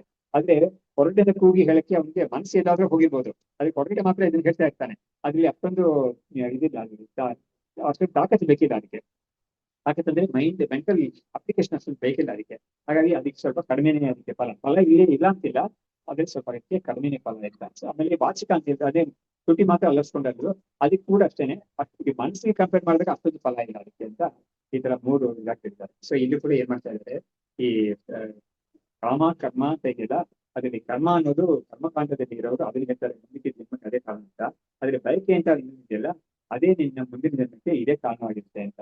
ಅದಕ್ಕೆ ನೀವು ಹೇಳ್ತಾರೆ ನೋಡಿ, ಕೆಲವರು ತುಂಬಾ ಸ್ಥೂಲವಾಗಿ ಹೇಳ್ಬೇಕು ಅಂತ ಹೇಳಿದ್ರೆ, ಈ ಶಾರದಾ ದೇವಿ ಒಬ್ಬರಿಗೆ ಹೇಳ್ತತ್ತೆ, ಅವ್ರ ಒಂದು ಪಕ್ಕನ ಕೇಳುತ್ತೆ, ನೋಡಿ ನಿಮಗೆ ಒಂದು ರಸಗುಲ್ಲ ತಿನ್ಬೇಕು ಅಂತ ಆಸೆ ಇದ್ರು ಕೂಡ ನಿಮ್ಗೊಂದು ಜನ್ಮ ಕೊಟ್ಬಿಡ್ತಾ ಇದ್ರು ಅಂತ. ಹಾಗೆ ಬಯಕೆ ಅನ್ನೋದು ಒಂದು ಅಂಗಡಿ ಹೋಗಿ ತಗೊಂಡಿಲ್ಲ, ಏನಿಲ್ಲ, ಆದ್ರೆ ಬಯಕೆ ಒಳಗಡೆ ಇದೆ. ಅದನ್ನ ಪೂರ್ತಿ ಮಾಡ್ಕೋಬೇಕು ಅಂತ ಒಂದು ಇರುತ್ತೆ. ಅವಾಗ ಏನ್ ಮಾಡುತ್ತೆ, ಅದು ಇನ್ನೊಂದು ಜನ್ಮ ಕೂಡ ನಿಮಗೆ ಕೊಡುತ್ತೆ. ಅದು ಯಾಕಂದ್ರೆ ಪೂರ್ತಿ ಆಗಿಲ್ಲ ಅದು. ಆ ಕಾರಣದಿಂದ ಎಲ್ಲವನ್ನೂ ನಿನಗೆ ಇಲ್ಲೇ ಮುಗಿಸ್ಬಿಡು. ಮುಗಿಸ್ಬಿಡು ಅಂದ್ರೆ ಏನಂತ, ವಿವೇಕದಿಂದ ಯಾವ್ದನ್ನ ಮಾಡ್ಕೊಳಕ್ ಆಗುತ್ತೋ ಮಾಡ್ಕೊಂಡು, ಯಾವ್ದು ಮಾಡ್ಕೊಳಕ್ ಕೂಡ್ದು ಅಂತ ಇದೆಯೋ ಅದನ್ನೆಲ್ಲ ನೀನು ಬಿಡ್ಬೇಕಾಗುತ್ತೆ ಅಂತ. ಅದನ್ನ ಮಾಡ್ಕೊಂಡಾಗ ಏನಾಗುತ್ತೆ, ಅವನು ಈ ಶರೀರನ ಬಿಟ್ಟು ಇನ್ನೊಂದು ಶರೀರಕ್ಕೆ ಹೋಗುವಾಗ ತುಂಬಾ ಬಾಧಕವಾಗಿರೋ ವಿಷಯ ಯಾವ್ದು ಇರೋದಿಲ್ಲ, ಅದು ಅನುಕೂಲವಾಗಿರೋ ವಿಷಯನೇ ಇರುತ್ತೆ ಅದು. ಅವಾಗ ಅವ್ನಿಗೆ ತುಂಬಾ ಒಳ್ಳೆಯ ಒಂದು ಸಂಸ್ಕಾರ ಸಿಕ್ಕಿ ಅದರಿಂದ ಒಂದು ಒಳ್ಳೆ ಜೀವನ ಸಿಗುತ್ತೆ ಅವನಿಗೆ. ಸೊ ಈ ತರ ಒಂದು ವಿಷಯಗಳನ್ನೆಲ್ಲ ಇಲ್ಲಿ ಹೇಳ್ತಾರೆ. ಇನ್ನು ಕೂಡ ಈ ವಿಷಯಗಳು ತುಂಬಾ ಡೀಟೇಲ್ ಆಗಿ ಹೇಳ್ತಾರೆ. ನಾವು ಇಲ್ಲಿಗೆ ಮಾಡೋಣ. ಅದೇ ಕಾಣುತ್ತೆ.